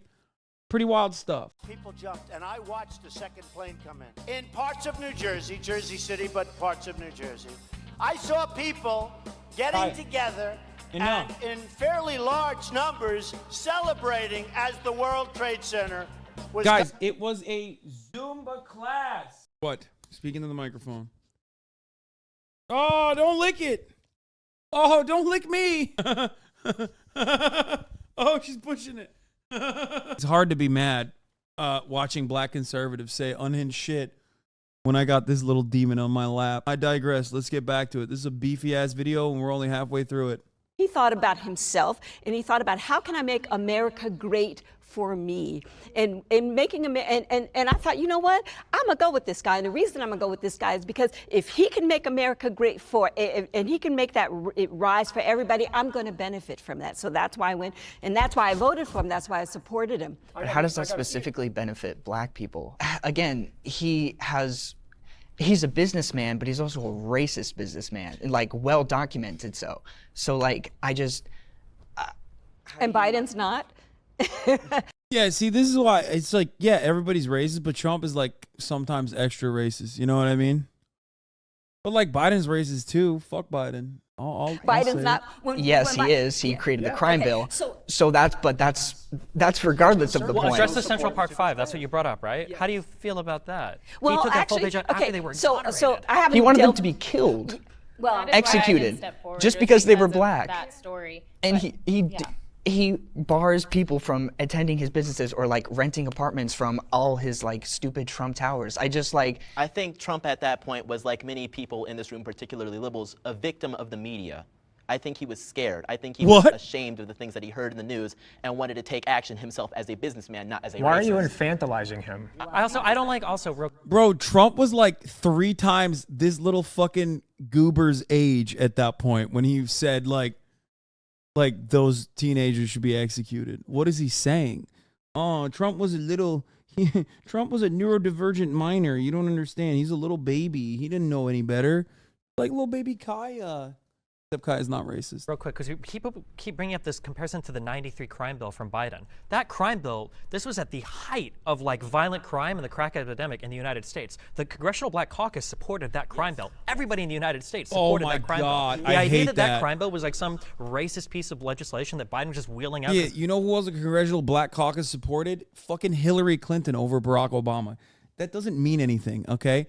I hate that justification. The Congressional Black Caucus is a Democratic Party cutout. That's it. Like, they care about what the Democratic Party is saying and doing. They don't give a shit. That's not like a good representation, in my opinion, of the attitude at the time. And even then, saying, well, everybody fucking thought it was like a necessity is not exactly great. It is not exactly great when, like, we know the impact of the bill itself. You know what I mean? I guess if you're trying to justify it by saying, like, oh, Joe Biden wasn't racist for the crime bill, it's like, well, he certainly was.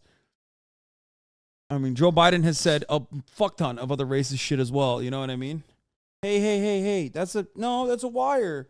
That's an XLR cable. That's not edible. Wait, so does he believe prison helped the crack epidemic? He strikes me as a legalize all drugs kind of guy. Yeah, also the crack epidemic is a hilarious way to fucking frame this when talking about how it's not racist. Lamau, the Congressional Black Caucus endorsed a white man over a black candidate is just some of the most right-wing Dems in the House. Frequently, Dems in super blue districts get tons of right-wing GOP donor money for the most conservative Democrat candidate. This is a well-known point from anyone who's a total fraud. Yeah, I mean, the Congressional Black Caucus is a representation of, like, conservatism. That's it. Stop wagging your tail while you're looking. She's looking back at me and wagging her tail like she's like, I know what I did over there. Okay. Because he hates black people, and that's somehow comparable to the Donald Trump's treatment of the Central Park Five that were already exonerated. That wasn't a victim of the media. The media said they were done. They were exonerated in court. They weren't there. As I understand it, the prosecutor of the five, he was a black guy, and so in being a black guy, he went and he looked at all the evidence and said these guys are guilty. Black people can also be racist against other black people. Or just make mistakes. So if anybody does anything you disagree with in regards to the Central Park Five, even if they themselves are a black person, then I mean, they're cops. I like that. I like that. He's like, it's a simple mistake. A simple mistake that a cop engaged in, you know? It's just like whenever police brutality happens and it's like a black cop, I'm always thinking, oh, there goes another simple mistake situation. Oh, they're just a self-loathing black person. They're just a racist black person. If they disagree with me, they're racist. That prosecutor was doing his job. That's my policy. You're oblivious to the hate you spread now, but in the future you will live in a mansion of regrets surrounded by melted wax figures of the fake people you love to suffocate with your own ego-driven ideas with a non-existent amount of compromise. Real humans value compromise rather than bigotry. What the fuck? It's pasta? What kind of fucking copy pasta is? First of all, I'm already living in a fucking giant mansion, I guess. I have to pee so fucking bad. It's a pasta as someone typed in here. Oh, yeah, there's Sephiroth posting again. Classic. If they disagree with me, they're racist. I like that. I think Trump has shown a history of ignorant at best and racist at worst behavior. I didn't vote for him or Hillary because I just don't see him as a conservative hero. I don't even think he's a conservative. Fake personally. conservative. I voted Trump in 2016, just so you all know. So I'm just saying. So I need you to elaborate on if people disagree with you, they're racist, just in general. I was just kidding. He's just, yeah. You never know. Just like one the of those hat. kind of moments. Sorry if I triggered you. I'm sorry. You made No, a I'm not point. sure. I just You made a need to know. point Okay. a couple of minutes back where you said he just kind of says these things to rile up his base. Why does he need to do that at the expense of black people then? He doesn't do that I am a member of his base, and I'm sitting there like, oh man, this is amazing. And I don't know, you can call me self-loathing, you can call me self-hating, so you're you can call me saying calling racist. for the public stupid. execution of 5 black men that were exonerated to When rile has he up done his that base? during the campaign trail? He didn't do that when he was a politician. Well, He did that when again, he was a it's scared businessman in New York. It's feeling everything bad. Steve said about the comments about Muslims, the comments about Mexican immigrants. Why does he never need- about Mexican immigrants, never about Muslims, about terrorists and about criminals and rapists. These are very important delineations to make. And if you believe I that think when you were fed the media understand, about, or oh, it's I all think Mexican immigrants, I think it's more of you being, oh man, these poor Mexicans, they need to be supported. It's more of that savior complex. Wow, What was we're the back rationale again. behind axing or trying to axe DACA? These people were registered with the federal government, they were in school, they were doing everything that they needed to do. They had no home elsewhere. They were brought into this country as minors. Like, what's the explanation for that? I think that requires more nuance. Like I mentioned before, I think there were some for their people. education. I think Why there would were you some wanna kick people them feeding him bad policy advice, thinking, "Oh, this will be really good for your base," and he's doing a lot as a just president. infantilizing That's okay. him. That's okay if we feel that way. But So, at the end if I take responsibility for something, if I say he has responsibility for something, well then you're right. But if I'm saying, well, maybe there are some people around him advising him falsely, Dude, it's infantilizing. He him. was the president. There's no good way. He to do called the this for him. shots. But if someone was What are about you to- talking about? The only path forward to solving illegal immigration starts with amnesty for everybody here. The reality is there's some 10 to 15 million illegal immigrants here. We're not deporting them all. With the people who are already here, that's a lot more of a messy, nuanced conversation. But as far as people coming in, I do think we need stronger borders and actual like vetting happening. And I just want to say, in Ronald Reagan's day, he was given the promise. He said, look, if you go ahead and you pass this particular bill, we'll give these people amnesty and we're done. I'm gonna play Valorant with a special guest later tonight. But trust me, even if you don't like Valorant, you will want to see this. Okay? Yes, that's right. It's Donald Trump. Done. And it didn't happen. We didn't. Illegal immigration continued even after Reagan already said we would give these people amnesty. So that's why we get a burr up our butt, because he had already done it. Hopefully the devil's giving him amnesty. True. That's terrible. No, that's base. Thank you. Tasteless. Wow. Ninth circle, baby. Wow. Tasteless. Bro, you're 18. Like, have fun with your fucking life, man. What the hell is going on? My political beliefs have changed from the past. Tasteless. I grew up in a conservative household, actually, in Ohio. And my parents were always pretty political, so I always stayed political. I was very religious as a teenager. Typical. Sometime during college and then afterwards, especially during COVID, my sister actually indoctrinated me into a more leftist position. And shouts out to Alex's sister. Yo, who else indoctrinated you, man? Huh? Who else? A lot of people love saying, okay? A lot of people love saying, like, Hasan, you're actually horrible for the fucking leftist movement. You're actually really bad for the leftist movement. There are so many people like Alec in this community for one particular reason, okay? And that's because I serve the top of the hour ad break at the top of every hour, and it's right on time, okay? Right on the fucking dot. And if you no longer want to see those fucking ads, all you need to do is subscribe, which you can do for $5 or for free with the Twitch Prime by connecting your Amazon Prime account to your Twitch account, where you get one free Prime subscription a month. Fuck! People are always like, Hasan only talks to an audience of people who believe him. And it's like, no. I did have an opportunity to speak to a much broader audience back in the day and change their minds. That's been effectively shut out by fucking cringe lord, dumbass libtards, radlibs, and psychotic fucking communities online that have been hunting me, viciously cyber stalking me.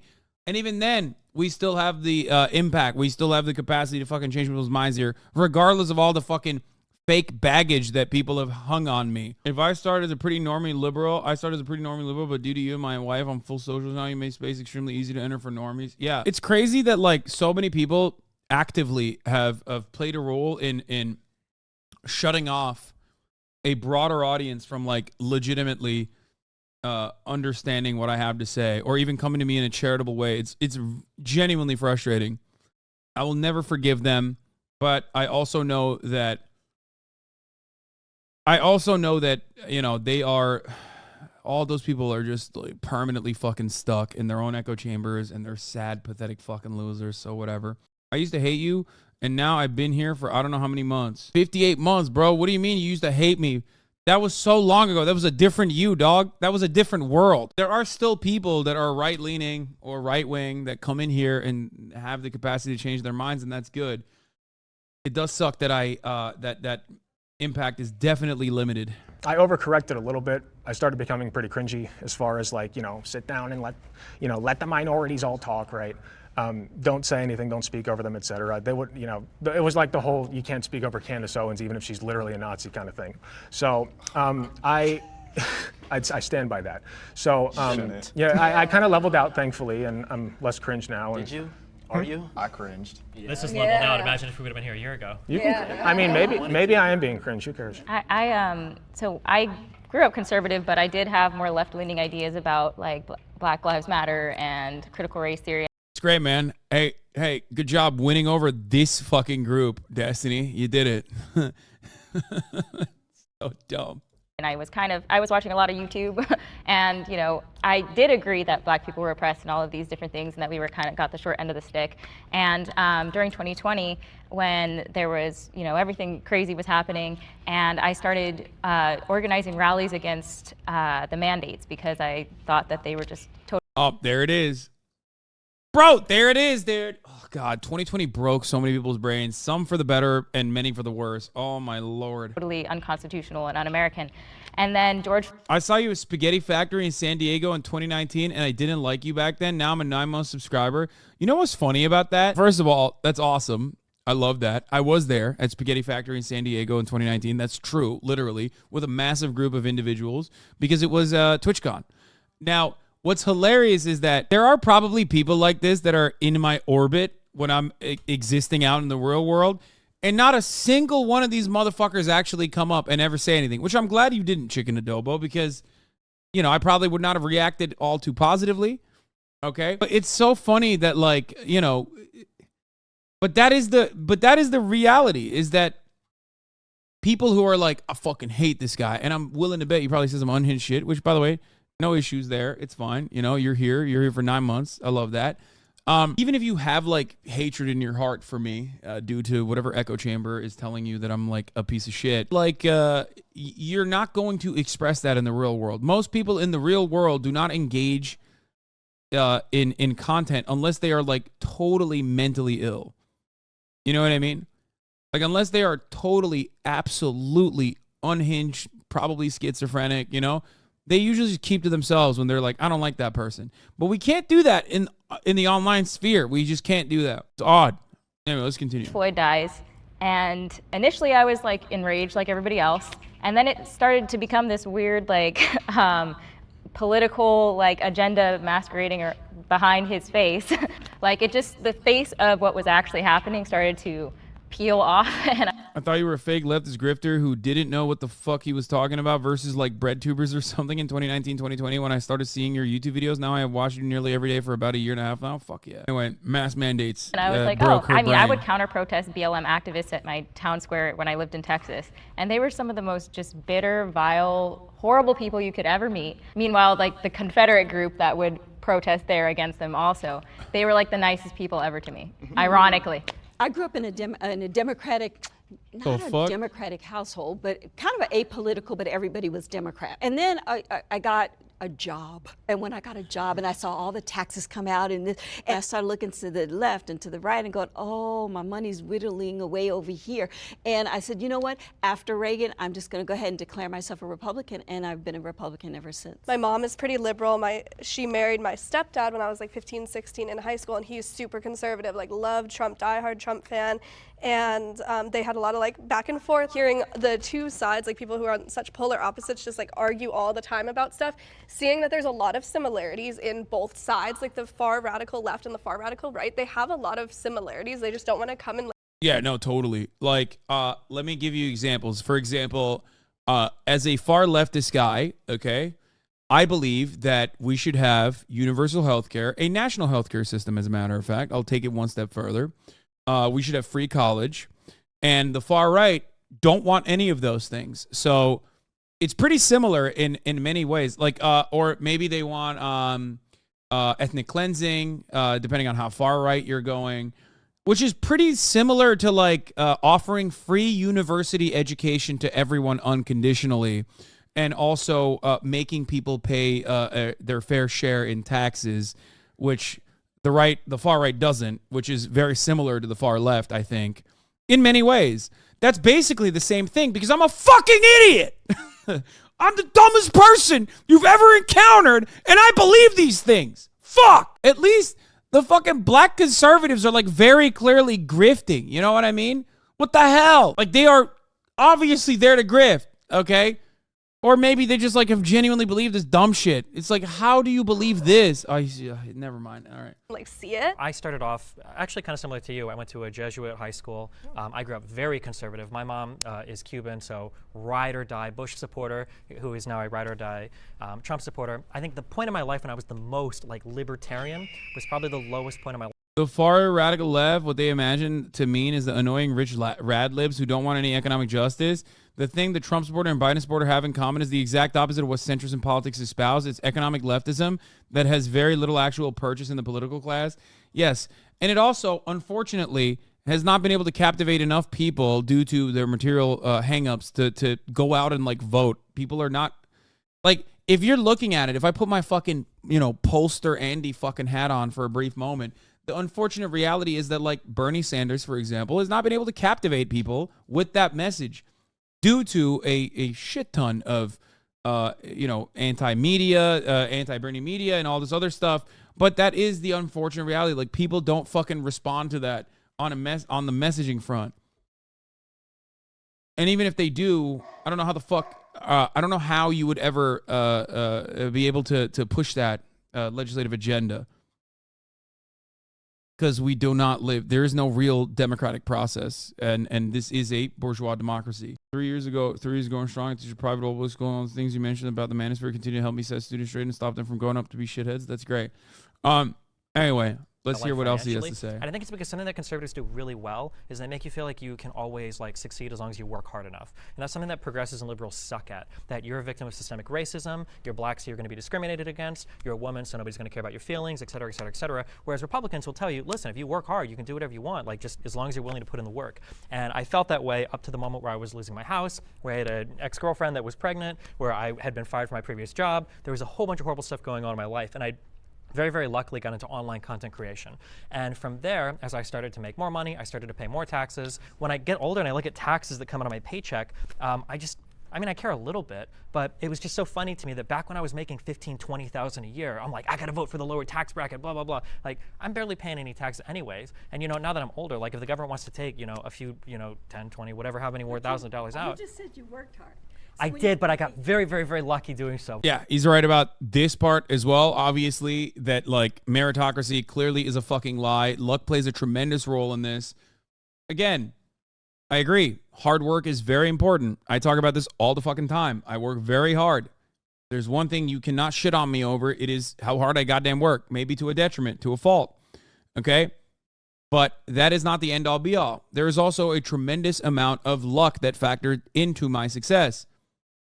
It's just the truth. And it's very frustrating when people are just like pure denialists of and will advocate for the myth of meritocracy, especially when they're on the receiving end of the ass fucking. Anyway, he's not wrong. Leftism feels hopeless. At least you say stuff like unionizing will lead to blah blah blah, but you know it's not. It's very nice to think that my actual hard work will pay off, but your actual hard work will pay off. Leftism, at the end of the day, is about understanding why society is designed a certain way to churn out certain outcomes. It doesn't mean that that should stop you. It's more so, here is your starting position. You can fucking complain about it all day, every day, or you can be the change you want to see in the world and at least make incremental gains in bettering your life, bettering the lives of those around you through engaging in the act of collective bargaining, doing something by unionizing your workplace, creating a system in the words of train wrecks. Okay? That's it. That is the way I view it. That is the way I analyze the situation. It's just, you know, that pisses off a lot of people because they're like, fuck you, you're a rich guy and you're a nepotism recipient. And I'm like, well, there's nothing I can do about that. You know what I mean? I wanted to max out. I mean, this is a great example, actually. I think people just don't think that politics can do anything to change people's lives because it's been like 2 generations since anything good happened for the government. I agree. Union pilots just got a 47% raise this year because of their strong union. UPS full-time drivers making $170,000 a year. A better world is possible, folks. Exactly. Also, union participation is still at that fucking disgusting 10%, unfortunately, in the United States of America. However, the positivity is at an all-time high. People do view unions right now in a more positive way than they have in the last couple of years. I think I heard on NPR this morning it went from like in 2019 a positive impact from unions, like positive opinion on unions went from like 19% to like 30+%, which is really good, really fucking good. Very lucky. You think it's just luck? It's not just luck, but the difference is that born into a wealthier family, you can make so many more mistakes in life. And when you're born poor, you get like 1 or 2 before your life is over. And that's really sad to me. Yeah, so I used to be a liberal. I voted for Bernie Sanders in 2016, as much as I regret that now. My family was pretty left. Wait, what do you mean you regret? Why? Like, even you could be a Trump guy and still like Bernie Sanders, for the record. Well, I guess you can't be a Trump guy who's like, praise your you Trump. You know what I mean? Because PragerU checks come in, and you can't be fucking talking about big government. I mean, get the hell out of here. Some of the people in my family were like radically left, like would refer to white people as blue-eyed, redheaded devils, things of that nature. And as I got older, True. It's true. I actually started being really outspoken for BLM. I was supposed to be on a reality show teaching people how to be a BLM activist. At the time, I did a deep dive on BLM, and I started to realize... That's so gross. God, I hate this medium. He literally doesn't realize. He said, oh, reality... That's how much of a grifter he's been. I was so fucking right when I said that this guy was like if things were like 3% different in his life, he would have been a dude who was talking about how like black people hate gay people. Okay, I'm not even kidding. I'm not even joking. I fucking nailed it from the jump. He was doing a fucking reality TV show where he's educating people on Black Lives Matter. Get the fuck out of here, dude. Yeah, this guy is just like, they started paying my paychecks, and I realized it's a better way to fucking go than in the other direction of being like another type of grifter. All of these lies. So then I took a step back. I'm like, okay, what else am I being lied to about? And I started looking at the Democratic Party and questioning my own loyalty to being on the left. I personally think both sides tend to be racist in different ways. I don't think the government is on the side of the people in general, and that's just me being, a radical. When I was young, I used to jump for joy and say, oh yeah, Obama, black president, that's so amazing. He's the same color as me. But what do you mean when you were young? You are literally a fetus. Like what do you, when you were a zygote? Like what are we talking here? When I was protein, okay, before I was in my father's ball sack, I would jump for joy for Obama. It's like, bro, you are literally like 8 right now. What the fuck do you mean? I started to do more research. One of the biggest things I was confused about is, well, why is he a Democrat? What is a Democrat? I did more research about the Democrat Party. And sure, you guys are going to pop off about the head saying, oh, there's a party switch in the Southern strategy and all these things. Which is true. Which you may say is true. I don't believe it is true at all. You're I wrong. Understand, you may think I'm wrong. You are. However, one of the biggest questions I have is, why is I say you are. Obama in the same party as the people that started the KKK, the same people that voted against the Civil Rights Act, the same people that are on the news talking about how black people aren't able to accomplish anything and need to be on welfare and need to be promoted with affirmative action and things of that nature. I also, in terms of, I guess, of my political journey, I was raised conservative, actually. And then high school became, I guess, sort of apolitical. And I feel like, Alec, you could speak on this, but I feel like Jacob doesn't like... Jacob gives me the vibes of the type of person who like watches me, but probably not too much, and he hates my Ukraine takes or something. Like, I feel like that's... I don't know. I don't know why I get that vibe from him. Maybe I'm wrong. He's a One Piece fan, and I feel like that's not true at all. Okay, I don't know. Alec Gunter said they were driving and couldn't talk. Okay, don't write anything then. Not everyone watches you. I'm literally talking to someone who is in the video who definitely watches me and like written in the chat about it. We know he's a long-term community member. Like, this wasn't coming out of nowhere. You know what I mean? And then throughout college and I guess just throughout my life since then, I think I guess you can call me a progressive, you can call me, socialist, whatever you, but I guess that's, in the area of where I fall. You said that you were a Bernie fan in 2016, and then you transitioned to being, I guess, more conservative. I mean, there's a guy who watches me religiously in this beyond Alec, probably more than Alec himself, and he's in the fucking blue shirt. Okay, like there's one guy who definitely watches me non-fucking stop. Is that little hobbit right there? I guess I don't know. To me, Bernie Sanders. From what he said to what you think now, what was the shift? For me, it was socialism, because back then I was a very broke college kid, and I just had this mentality that everything should be free, and I was feeling a bit entitled, like everything should be handed to me because I was black, because I was very much in that mentality. As I learned more about free markets, as I learned more about capitalism, I started to appreciate that much more. I started to appreciate small business much more, limited government, low regulations. I just started to like that much more. But I would say just more when it comes to economics, I don't agree with him. Reparations are necessary.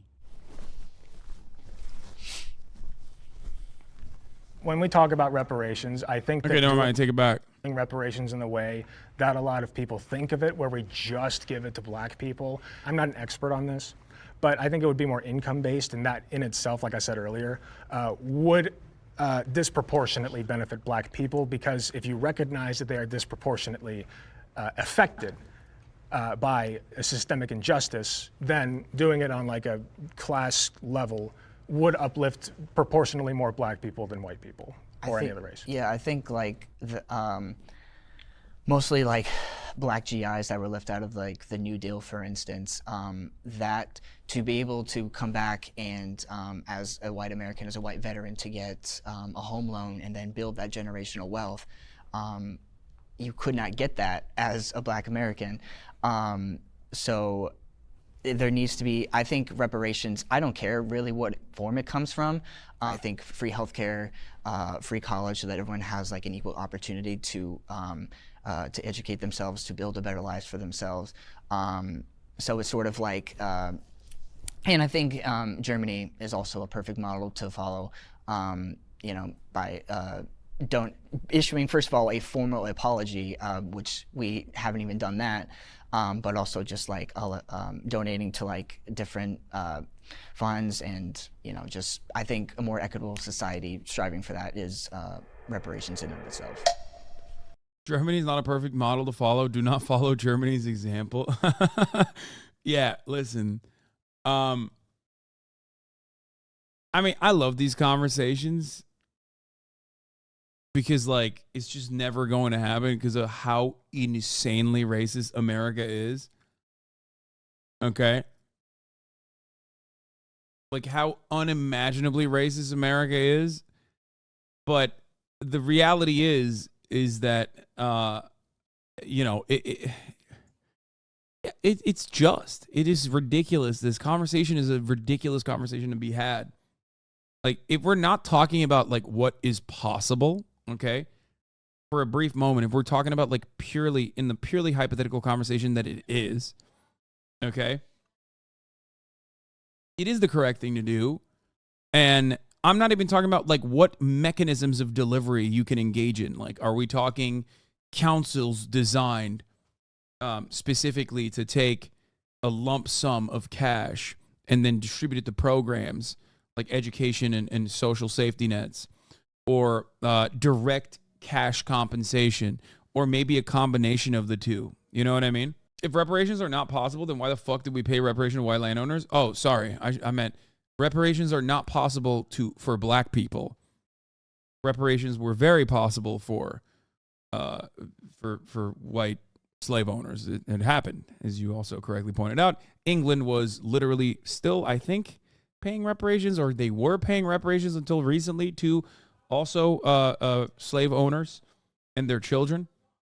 Like, that's a real thing that England did. Isn't the premise of reparations that black people don't have the same intergenerational starting position, and reparations would bring them in line with white people? Not an American. Sorry, stupid question. Yes. It was also what was promised. The point is, though, it is like, it of course will never happen because, like, as Puerto Rican vegan socialist is correctly pointing out, our entire economy has been based off of the oppressive structures of slavery, and basically legal slavery by a different name, right? The 13th Amendment.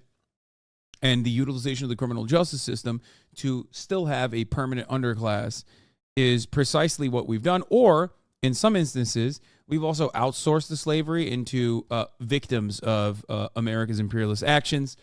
And we, of course, continue churning out new eviscerated areas all around the world, specifically so that we can, one, extract their natural resources, and also to utilize their labor force for cheap manufacturing. So there was a bald guy by the name of Lenin who wrote about this, imperialism, the final stage of capitalism. It's in how it necessitates, capitalism necessitates imperialism. Highly suggest you guys, some call him Lenin. Highly suggest you guys read him. Ultimately, those are some of the many reasons why this is purely hypothetical. But it is also kind of weird that even spiritually speaking, like, people don't want to come to terms with reparation, even as a pure hypothetical. Like, they don't even want to, they can't even engage in it from that perspective. It was wild to me. I have no problems with reparations if they had happened initially during the like slavery or the civil rights movement or any of that. But to try and do that now logistically just doesn't really make any sense. And like, oh, okay, never mind then. Fuck it, YOLO.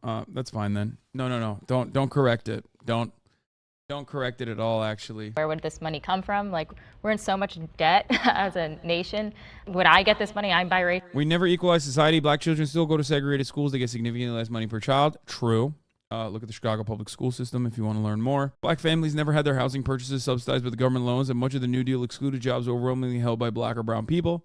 Also true. That's before we talk about the war on drugs targeting black communities or Jim Crow and remnants of systemic discrimination that still exists, direct and indirect forms of discrimination.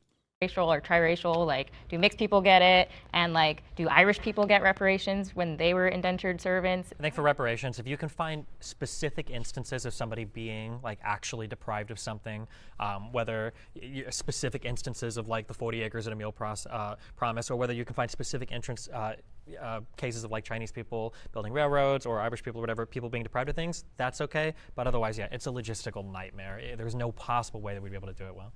Yeah, America's unique because we have bent over backwards for decades now, putting minorities in a position of privilege. I feel like we have. Yeah, no, that's what I'm always saying, dude. I'm always thinking, you know what these minorities have too much of? Privilege. That's a great take, man. Thank you. N-word Andy is a lib. Yeah, when you place him in front of black conservatives, he will be the biggest liberal of all time. Have done so much to give back to the communities that were obviously wronged. And I agree with both of you. Like, had this happened a long time ago, I would understand it. If we had specific incidences that we could trace where people were just completely screwed over, I would respect it. But right now, I don't deserve a payment for something my great-great-great-great-grandparents went through, and I don't think that white people are responsible for paying that to me. Bro, this is like, here's the thing that I don't understand, okay? This is actually peasant brain, okay? Low key, or not even low key, high key. Rich people have never said, please don't give me money, Mr. Government Man, okay? I only hear this from fucking dumbass poor people, okay? Broke boys. Like, I remember when the Trump bucks were coming in during COVID and motherfuckers would come into my chat and be like, dude, I don't feel comfortable taking this money. It's too much money. I'm like, what are you saying? This is the first time in your entire fucking life the federal government has actually got your back, okay? To take the fucking money. I've never heard a rich motherfucker be like, these subsidies, perhaps they're a little too much. As a matter of fact, they do the exact opposite. They say, hey, why aren't you giving me more of the fucking tax dollars in the form of subsidies, you fucking asshole? Give me more money. And also, cut my fucking taxes at the same time. It's crazy. It's crazy, man. Americans are so fucking cooked. Their brains are just like fundamentally broken. They're like, oh, please, I don't want reparations as a black person. Like, even conservative, liberal, doesn't matter. Like, it just doesn't make sense. Let's say in a hypothetical scenario, the federal government's like, sorry, black people, for the whole slavery thing. We're going to give you money. What the fuck are you saying no to that? Like, what's wrong with you? What is fucking wrong with you? Fuck morality, okay? What the absolute fuck is wrong with your brain that you quite literally are just like, nah, the debt ceiling though, like the budget, how are we going to budget this? Like, what are you doing? What are you doing? It's like, this guy's a bootlegger though, so yeah, I mean, it just frustrates me to see how much conservatives basically advocate against their own benefit in the dumbest ways possible, and not just black conservatives, okay? Because the black conservative thing is like a meme, you make fun of it. Anytime you see a black conservative be like, oh, 1776, greatest nation on earth, I'm like, dude, the people that literally designed this country would have an aneurysm thinking at the thought of like a free black person, okay? What the fuck are you saying? It's not for you. You're not a part of that team at all, okay? You're barely part of the team now as is, but you certainly weren't back then. What the fuck are you LARPing about?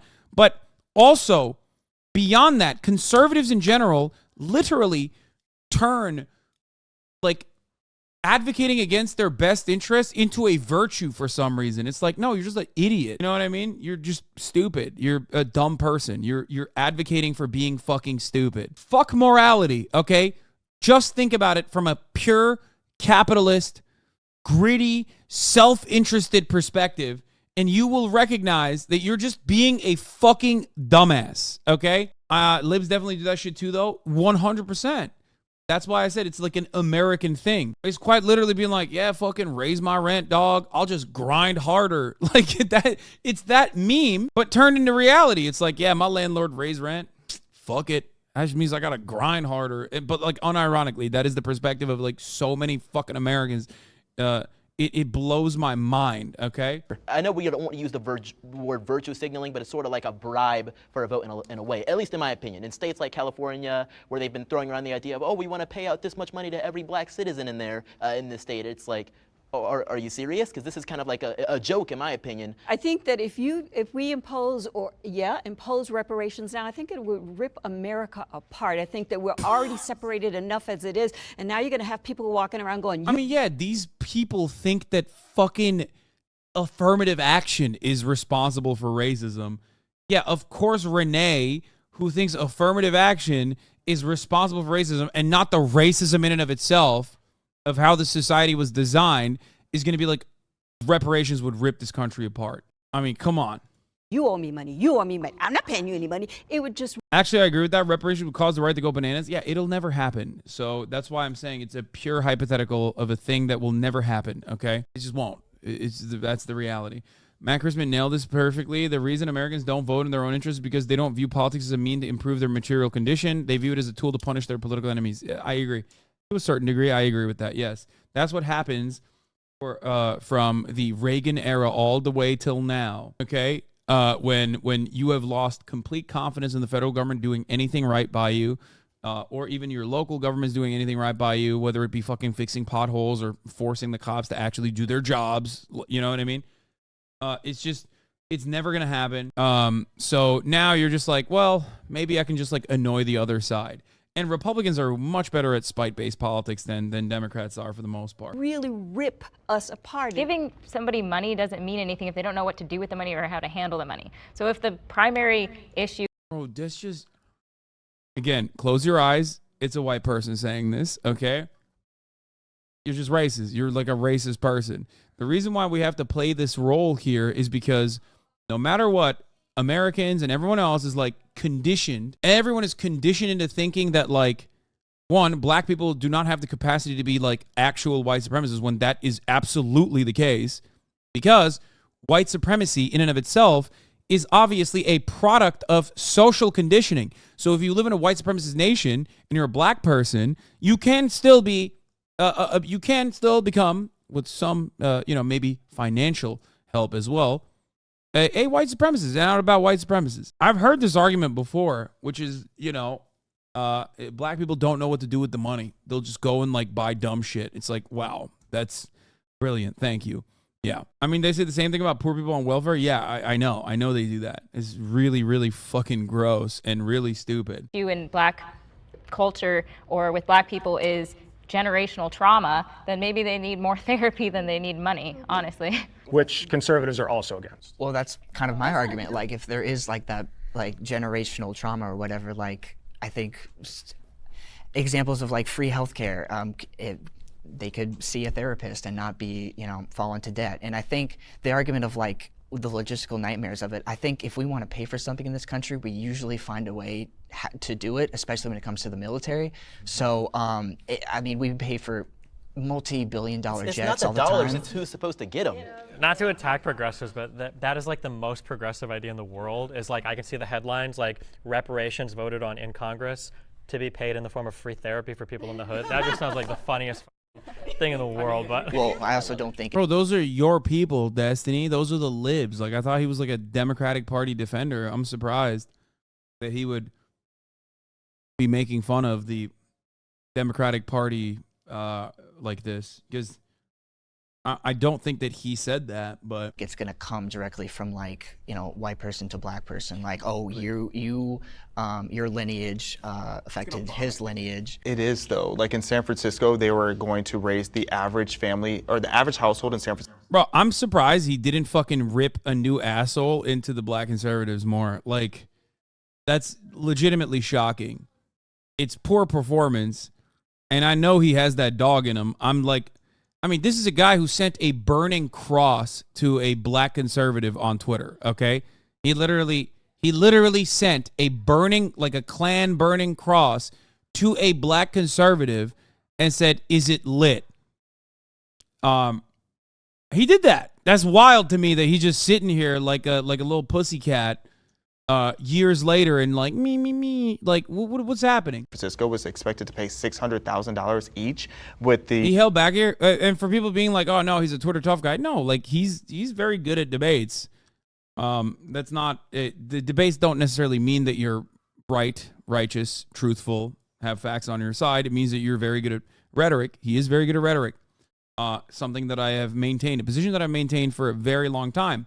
But one other thing that you have to understand here is that despite, Destiny being a keyboard warrior, he performs very well in public on debates as well. I'm just, like I said, shocked at how tempered he is in this situation, in a antagonistic situation where he's supposed to be like ripping, and he has the go ahead to rip into the black conservatives here. The $5 million per black person proposal that they had. And I used to live in the San Francisco Bay Area, and I was repulsed by that because you have so many homeless veterans on the streets, and they were going to give black people a home for as little as... Wow, dude. Wow. The homeless veterans narrative. It's like, dude, this guy hit the conservative bingo. Bro, you don't give a fuck about homeless veterans, dog. You literally don't care about homeless people, okay? Like, you just don't care. You're a PragerU guy. Why are you fucking lying and acting like you give a single shred of a shit about homeless people? Okay? I hate this. Like, I hate this fucking mentality. It's like, you're standing against that too. So what the fuck do you mean? Why are you bringing this up right now? Why are we acting like you now? What do I have? Whenever I fucking talk to conservatives, I have to like shut off my brain to act like I don't have fucking object permanence so I can just like believe their argument for that brief moment. It's like, okay, then let's give housing to every homeless person, veteran or not. Okay, can we do that? No. Then shut the fuck up. Then shut your stupid fucking mouth because you don't give a fuck. You can't just use one societal problem as a cudgel against another one simply for the sake of that argument and hope that like no one that is talking to you is going to examine your perspective on the matter. What the fuck? It's just a prop. It's just a fucking talking point. Shut the fuck up. God, I hate these people. $1 just for being black. Mind you, slavery wasn't even in California. So why that was going to be the case, like, I don't understand, but it's extremely unrealistic to think that. How did black people get to California, man? Like, how did black people get to the continental United States? Like, what do you mean? Slavery wasn't in California. Oh, okay, never mind, dude. How did your fucking great-great-great-grandparents get here, dog? How did that happen? Huh? How did that happen? Were they 1776ers? Were they on board? They're like, hell yeah, dude. Love this shit. Did they teleport? What the fuck is he saying? Like, what? Do black people not have the capacity to move from state to state? Like, what is happening here? The average family in San Francisco can afford that. That's because Newsom wants to get reelected. Okay, but you don't really care about homeless veterans, right?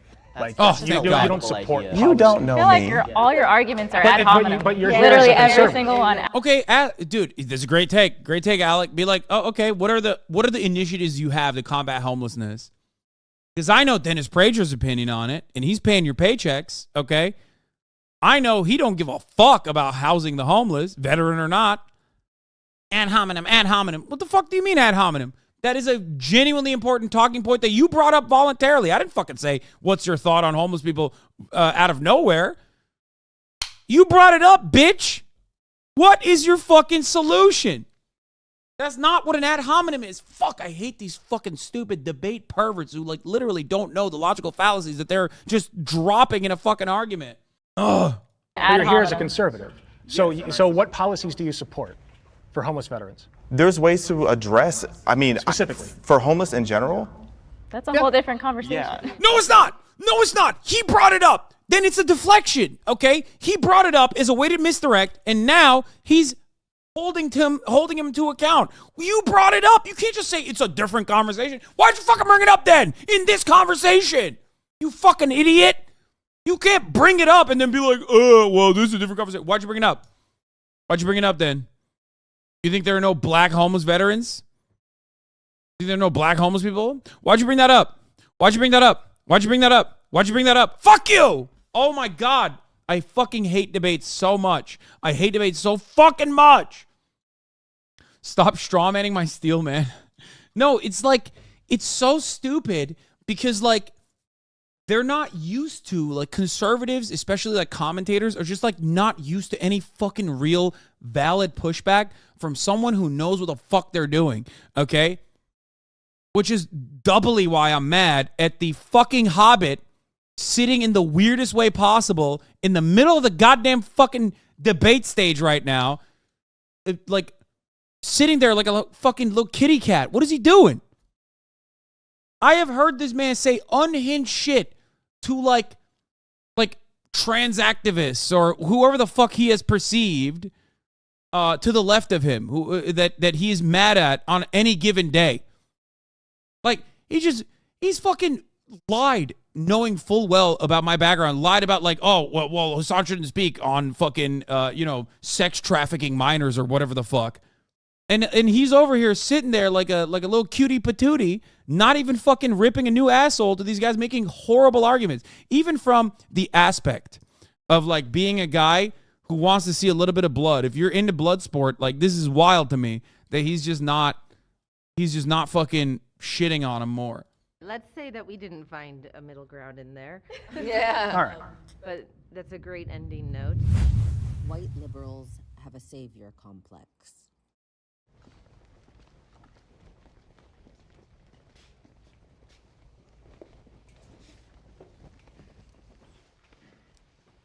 Well, I gotta say, this is a shock. I never expected all 4 of you to just come forward and admit it, but you know what?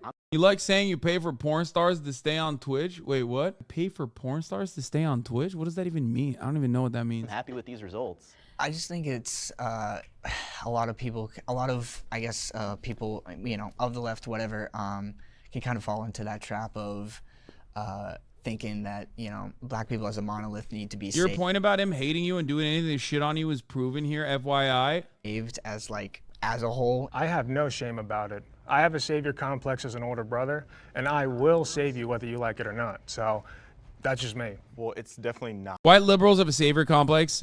Wait, why is she not there? It 100% is true. Yeah, it is true. There are plenty of white liberals who do have a fucking savior complex, who do actually come from a perspective of a different kind of racism or racial discrimination in general. It's the classic meme of like, it's the classic meme that I shit on regularly of like white people that will turn around and be like, they'll see, it's like the Michael Che joke, right? You turn around and you see a black person, you're immediately like, oh my God, I'm so sorry. I'm so sorry about racism. I'm so sorry about police brutality during like the BLM protests and shit. It's really fucking stupid. But literal liberals though, not leftists, like I don't give a shit. I know that I'm sure Destiny will use this as an opportunity to be like, yeah, I know people that have this. I've debated people that have this. I'm assuming he will, or people will assume that he's talking about me. I'm sure. Ultimately, if I was that much of a white liberal with a savior complex, I wouldn't be fucking called a racist all the goddamn time by Black Twitter, I suspect. But then again, it doesn't take much. You know, I'm both the most racist man against black people and the most racist man against white people simultaneously at the same time. Equal opportunity racism for the most part. But let's see. Because a lot of us are really just exhausted of being viewed as our skin color. Because when you have this mindset that you need to save black people and we're just sitting here minding our own business and living our lives the way we want to, I don't know why it is that people feel this immense pressure to be so apologetic and just always trying to cater and coddle to black people when we just want to be treated like everybody else. We're equal for a reason. I think especially recently with a lot of riot stuff that's gone on or protest stuff that's gone on, people on the left tend to infantilize a lot of different types of protesters, and especially even talking to, you know, some of the other black content creators I do content with, when you hear a lot of progressives come out and say, well, they don't have a choice but to riot or break into the store, or, well, they're stealing, you know, these electronics or shoes for...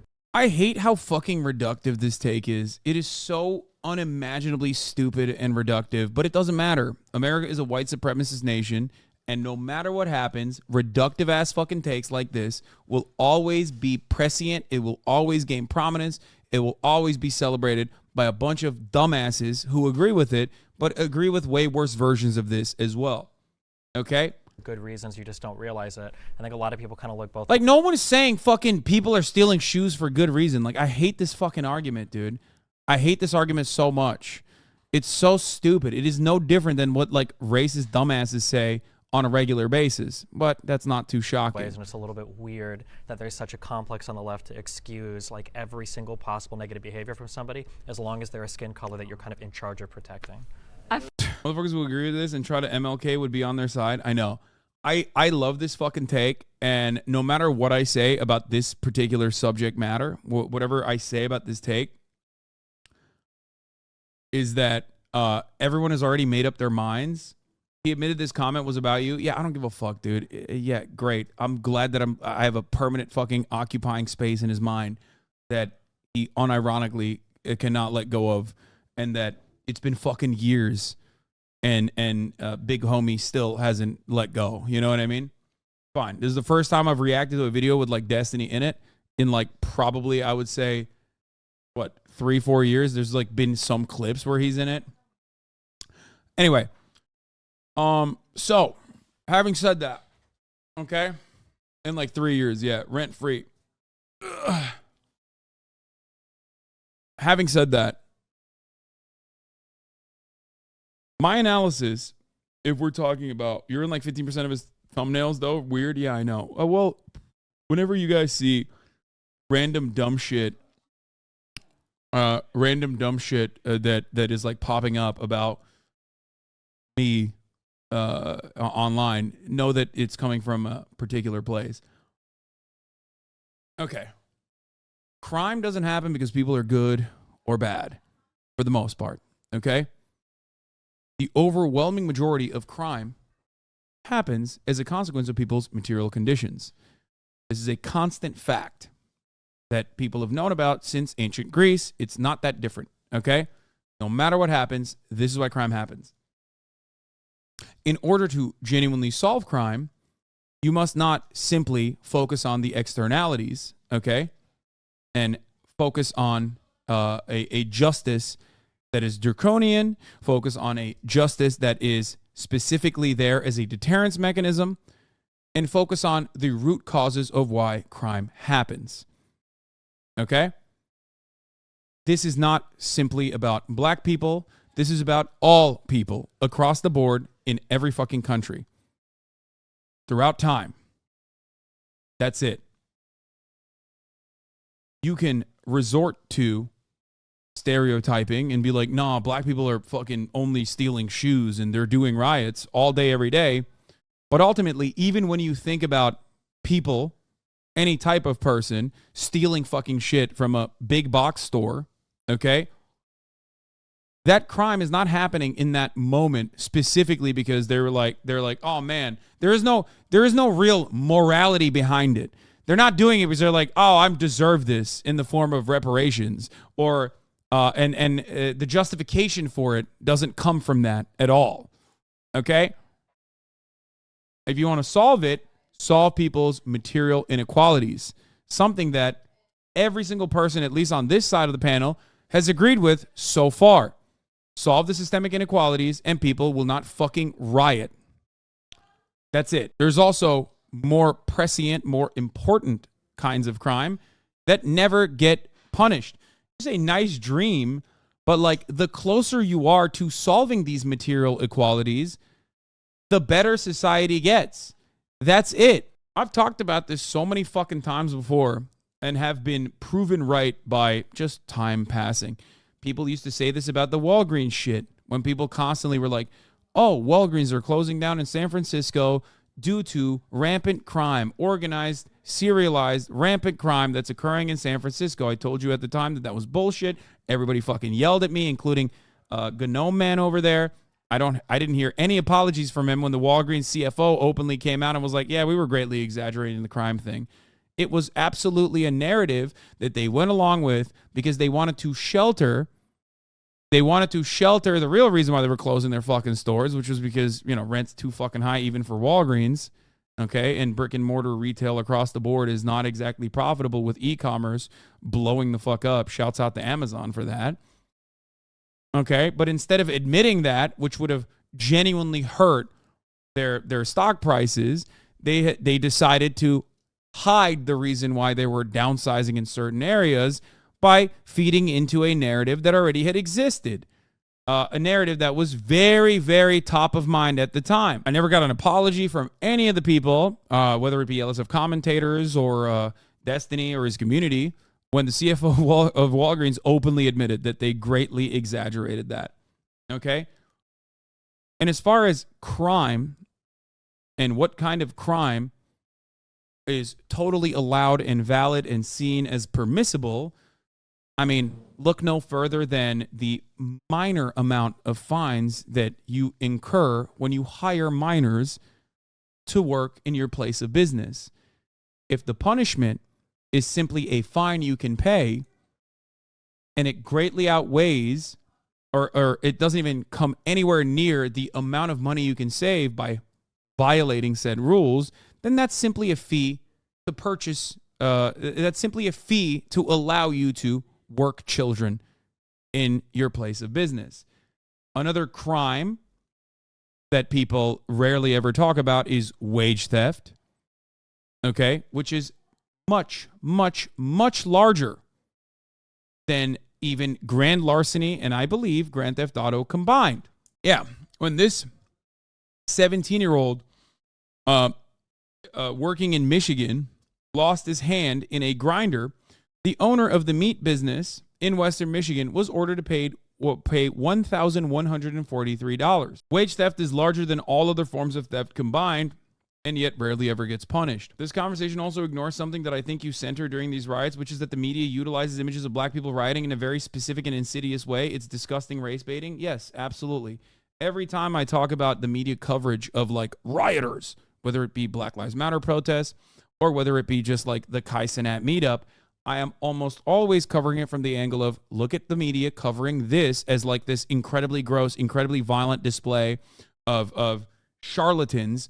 Whereas if it's not expressly or completely all black people engaging in said rioting or even looting, breaking into storefronts and whatnot, it is rarely ever covered with such terms. The solution is not necessarily to make sure that all matter of coverage is just as brutal and demand more draconian punishments. The solution should be to cover it even-handedly, maybe cover it both in the similar fashion. But in the other way, not in the more violent direction. People think you rightfully pushing back against media narrative is coddling black people. They just want to they want you to let their liberal racism fly. For the most part, yes. If you consider that kind of coverage to be like, why is the media covering, this is an old meme at this point because the media has definitely changed their perspective on their coverage. But if, what is this? I'm a juicer. I'm kind of mold brain. You're saying poor people see little option for getting lettuce, so they steal. Please explain more. Thank you. No, it's not. It's usually not even direct. It's usually not even direct like, oh, I'm going to steal a fucking loaf of bread. Okay? The point is, there are many different reasons for why people steal shit, but the overwhelming majority of why, like, organized crime or whatever the fuck happens, okay, or where they're stealing bags, like Gucci bags and shit, is because you can pay your rent with a Gucci bag that you sell to a fence, or you are basically getting hired to steal by some other dude who is still extracting your surplus labor value, this time in the form of theft. That is your labor, okay? You sell the Gucci bag to buy fucking loaves of bread for a month. You steal one loaf of bread, you can only eat until that loaf of bread goes bad. That's why people steal shit that is valuable but small, okay? And absolutely zero people think it's cool and fun and great, myself included, that like random people get robbed at gunpoint. I don't think that that is a good thing, okay? I do not think that that is a good thing at all, clearly. I hope people understand that.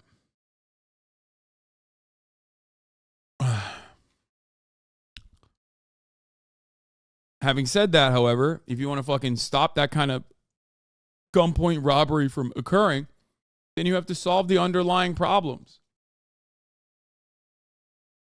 Okay? We're not giving any options to black children living in underserved neighborhoods. We're putting them in a system. We're basically marking them from a very early age. We're not giving them any avenue to I don't know, focus on creative things that they might want to do. We're telling them that their life is fucked, and we're showing them their lives are fucked. There's no after-school special programs or anything like that. And then we're expecting that like someone overcome these insane hurdles? Like, how are you gonna fucking clear that when you're 12 years old? You know what I mean? A big problem that I have with debate lords in general is that, like, this part of the conversation never gets mentioned, and the only part that is, like, the most clippable part is what they keep hammering onto, where they craft a genuinely different narrative than one I have intended to mention. Okay? Sometimes it's not as quippy, especially when you're fucking describing complex shit. They're going to see this Gucci bag take and do exactly that, lol. I know, but I've said that many, many times over. Oh, anyway, who cares? You know, it happens every time. I wish for my interlocutors to have a level of charitability. I find that very offensive. Yeah. I find it Really extremely, it upsets me to hear that, because we're just like you. We just have a different skin color. And to hear that you have to help me is offensive to me. I can do it on my own. Well, we have to break down sometimes why these riots happen. You know, MLK once said that riots are the voice of the unheard. So if you are to address the problem and stop the riots, you have to address the underlying inequality that has historically been pervasive. You know, even if you as individual people are doing fine and you don't want anybody else to get in the way of that, that's cool, and I'm not going to be the one to get in the way, but the disparities are undeniable. So if you take pride in having like a white savior complex, what is it that you think that you're doing to save black people, and what is it that you think that you're saving black people from? It's awesome. The first thing morons will say is, let's steal from his mega mansion since he loves theft so much. I know. Like, I don't know what to say to that person who's like, I'm going to come to your house and I'm going to rob you. I just genuinely don't understand how you can't comprehend the point I'm trying to make. But also, it seems like you don't have an issue with theft in that regard, I guess, then. Yeah, him just saying he has white savior complex is not great. Alec fucked up there. I'm trying to make the world a better place through whatever means I can. But you're doing it on the backs of us. I wouldn't say so. Yeah, I actually do. I feel like you want to be a savior and you're using me to make yourself feel good. No. She's right. That is what white savior is. That's literally what it is. She's absolutely right. Because no matter how conservative, she's still black, and she's probably experienced that kind of racial discrimination. That's what How I'm am I hearing. hurting you? You're not letting me have my own voice. You're not letting me speak. How? You're speaking now? No, You're cutting her off. Yeah. Well, I feel like I have to. Yeah. Well, what's happening? I mean, you're speaking right now. You're speaking right now in this particular setting. Mm-hmm. But what you're saying is, like, you took it back to riots and so forth, and it makes it seem like the only way that we as black people can have a voice is by riots, and then you need to come along and you need to say, okay, poor little black child, let me help you. That's offensive to me. And I feel like you're making yourself feel good about trying to help us.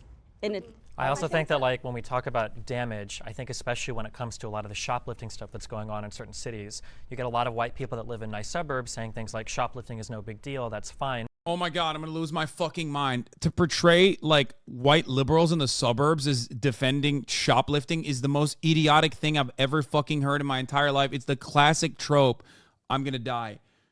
Oh God. Yeah, no, that's precisely what they're doing. You want to know what fucking white people in the suburbs are doing when they see black people protesting, dude? What is that fucking couple? What the ones that like ran? What is it? The white couple with guns that fucking came out with their AR-15s? The McCloskeys. Yes. This is what. Let me tell you something, okay? This is what fucking white people are doing when they see black people in their neighborhoods.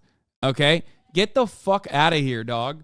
Get the absolute fuck out of here. Who do you think is closer to like a wealthy white person living in the suburbs? What mentality is closer to a wealthy white person living in the suburbs? A person who's like, oh man, I'm so fucking woke. Like, I think shoplifting is not a big deal. A person that you have invented in your mind that you say, I am exactly like, or this person, or fucking Kyle Rittenhouse. Like, this is so incredibly fucking dumb. This is 100% closer to the average mentality of the wealthy person living in the suburbs as far as like shoplifting happens, because they are the ones who own the fucking shops. If anything, no, I love this. That's one example. Okay, let me give you more than one example.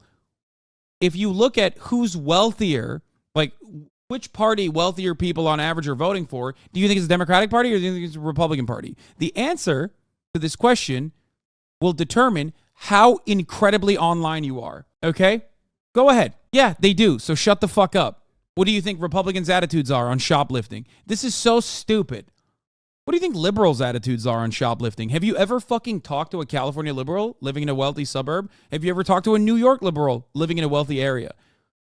Crime hysteria is off the fucking charts in places like this. When I talk about shoplifting and how big of a fucking problem it is, the reason why people shove that back down my fucking throat every single goddamn time is because it is not as bad as they represented. Crime across the board is much, much lower than it was year over fucking year. That's it. That's the only thing I point out, which is not even my perspective. It's the perspective that police are delivering, okay? It is the crime numbers that they release. It's so incredibly stupid. The worst aspect of crime isn't necessarily the genuine fucking shareholder value that's hurting or whatever, okay? That one is baked in. Crime and theft of this magnitude, retail theft of this magnitude, is already baked into their fucking profit margins. They already know that. They already account for it, okay? The worst aspect of this kind of crime that is regularly portrayed in all aspects of news and also has been greatly overemphasized due to like apps like Nextdoor, Ring, and numerous other like protective services that want to freak you out so you buy more of their fucking product, even though crime is always a fucking constant when there is material inequality. The worst aspect of it is that it freaks people the fuck out and suckers them into giving more money to the police that do a horrible job of dealing with it, partially because it's not supposed to be their responsibility to deal with the underlying reasons as to why crime exists to begin with, which is material inequality. You are just the mayor of Yapville, aren't you? Okay, that's pretty funny. I don't know why he fucking unbanned this person. Come on. This guy is pretty funny. I am the mayor of Yapville. That is true. You got me. Okay, you fucking owe me on that one. And then you'll catch YouTube videos of them later on being in a Walgreens in like a shoddy neighborhood, and they're like, man, why is the deodorant behind a locked case? It's very easy to sit behind a gated community and say, oh, well, you know, it's not a big deal, you know. They steal because they have to. Riots are the language. Dude, no one living in the fucking gated community is saying, I'm sorry, dude, come on. I know this meme about like, this is literally just me. He's saying like, I'm saying this. I don't live in a fucking gated community, dumbass. God damn it, this shit pisses me. No, I do actually. To all my haters, I do live in a gated community with auto turrets. Remember that. There are literal auto turrets outside and a moat with crocodiles in it. I will fucking, if you come here, okay, I live in a gated community, okay, certainly, definitely. Attack dogs is a rust compound, okay? Remember that. Don't say bet, dumbass. You're going to get fucking banned. Once again, yeah, I got bodyguards and security detail. All of that is true, okay? Don't even try me. But the point is, a lot of people love pointing to this like straw man that they've created of me where it's like, oh, Hasan lives in a gated community. That's why he doesn't care about crime. It's like, motherfucker, you live in like Miami, don't you? Where the fuck does this guy live? I know he doesn't live in LA anymore, right? Or does he still live in LA? Like, I live in an area that is literally portrayed as one of the highest crime neighborhoods in Los Angeles on local news all the fucking time, okay? What the fuck are you talking about? Organized retail theft is happening in my neighborhood all the time. Literally, all the fucking time. Like, what does this take? It's so stupid. It's not real. It's literally, it's just like, it happens. It happens every now and then. No, they don't do organized retail theft in Compton, dummy.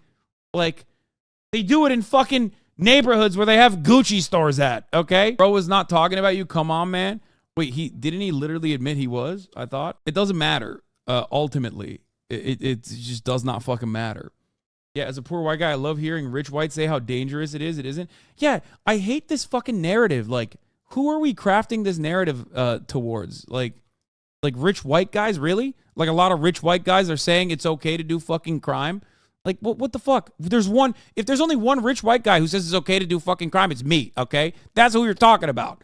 And even that's not real. You've just, kept solidifying that perspective by clip chimping me 1,000 times over. So now a lot of brain broken dumbasses legitimately believe that. But the reality is, like, Who the fuck are we talking about when we say rich white guys? They love crime. They love having crime happen. Hammer and Sickle Twitter, which you hate as well, broke his brain and he sees you as their leader when they don't even like you either. Yeah, they fucking despise me. Hammer and Sickle Twitter despises my ass. Yeah, the whole fucking reason the suburbs exist is because crime hysteria. Look at voting patterns. Look at where the crime hysteric DAs run. Hell, our DA and OC ran on the slogan, keep LA out of OC. This is true across counties.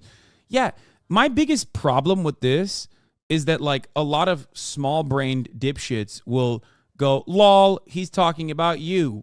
Lol, like, there are rich white guys. You, omega lol, you don't care. And it's like, okay, I'm one fucking guy. Let's say I'm like super pro fucking theft and stealing. Do you think that is the reality across the board for rich white people? Do you think that that is a good fucking counter? Do you understand? It's not. You have deluded yourself into thinking of a singular example that you have been made to believe is like this representation, and now you just have this complete false notion in your mind and you're operating with it. And maybe it makes you feel good, maybe it makes you feel right that you do believe in draconian punishments, okay? But now you've moved way beyond the reality. Does that make sense? Unheard. I think people haven't read the full context of that quote. When MLK was saying riots were the language of the unheard and you need to address the underlying condition, he wasn't condoning the rioting, he was just understanding it. Obviously, there are a lot. That's okay. So I guess at least I'm in agreement with MLK on that one. Bunch of white people that feel they need to be a savior, but I think there's a difference between. Maybe talking about people like your uncle. Brother, my uncle is a perfect example of a dude who's upper middle class who has broken his brain about fucking crime happening in big cities. He is like, the entire Young Turks has dramatically shifted their perspective. Damn near the entirety of the Young Turks commentators have dramatically shifted their perspective on crime. They literally are the guy who's like, fucking crime is out of control. It's going crazy. Who I've argued with publicly.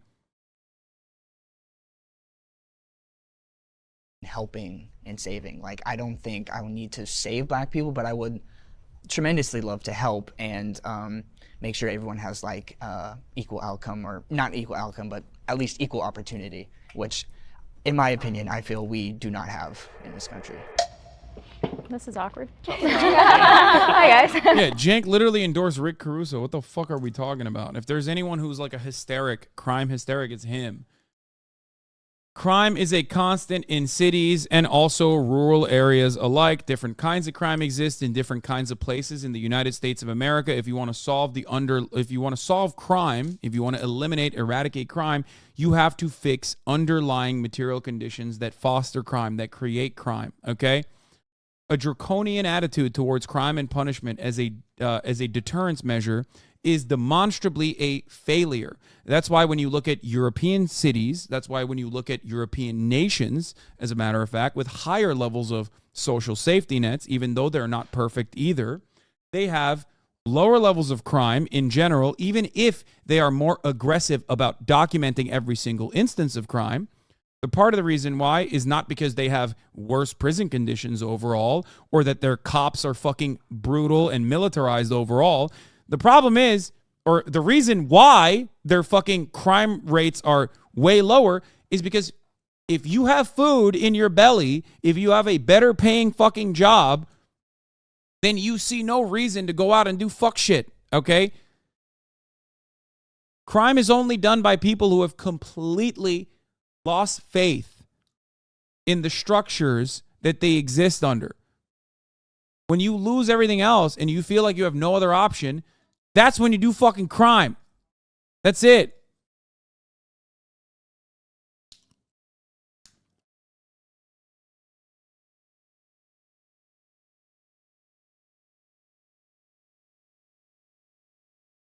I hate that.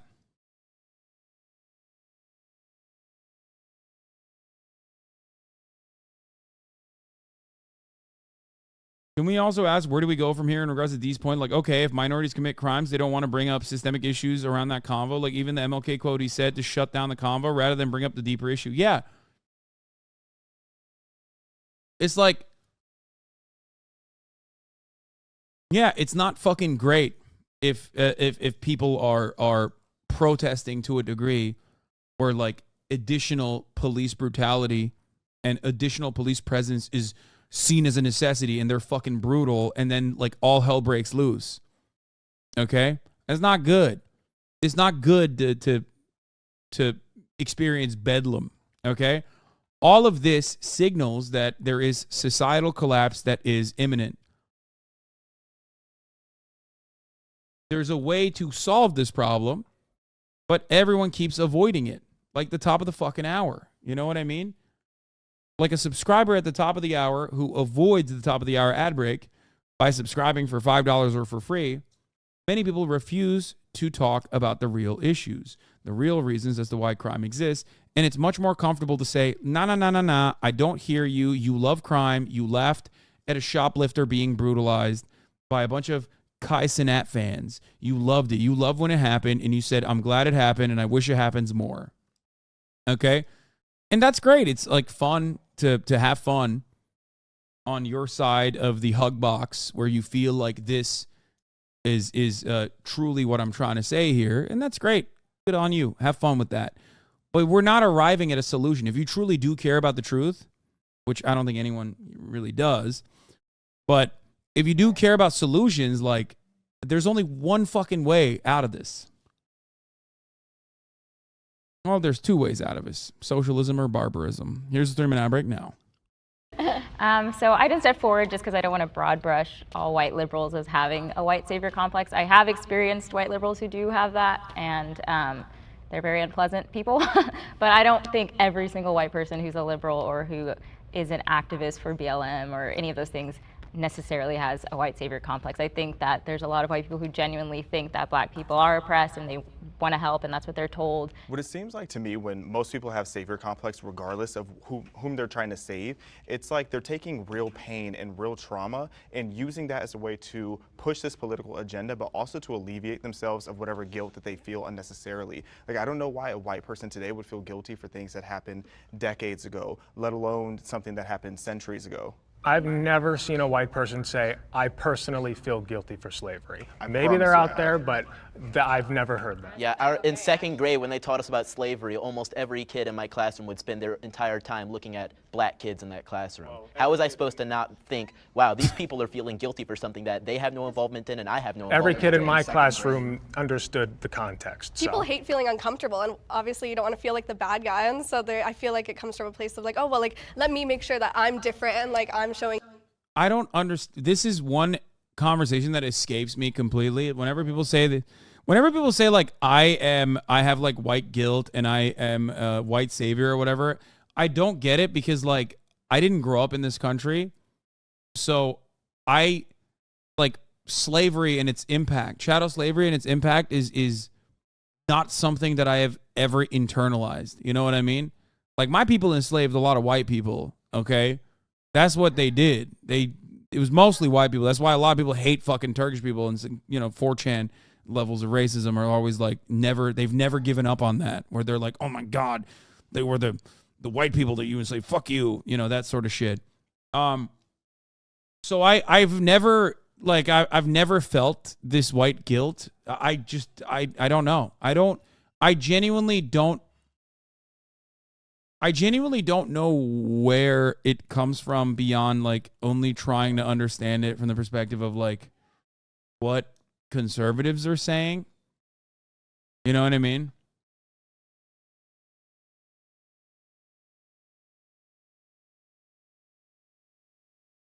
I don't know. I don't get it. Whenever people say that Armenian genocide type beat, I mean, but like as far as the Armenian genocide goes, I've never said that it didn't happen. You know what I mean? Like I've always acknowledged it, which is very unique considering my background. Like I did grow up in the Turkish education system where they do deny it and teach you as it's false, as it's a falsehood. So like even on that front, I don't feel guilty.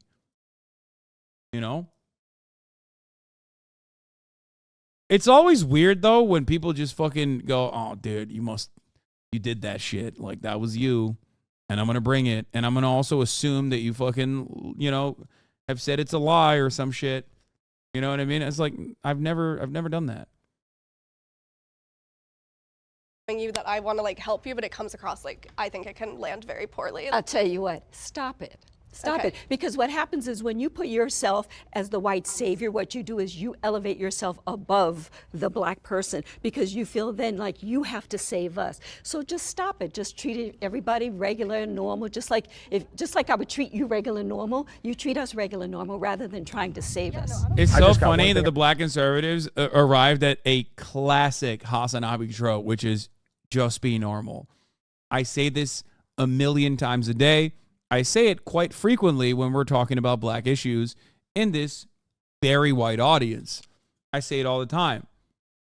It's true. Just be fucking normal. She's right. That's probably the only right thing that she said so far. I wanted to bring up earlier about taxes, because you were saying that you had your job and you were talking about how like you get the tax every time and you're like seeing your tax go up.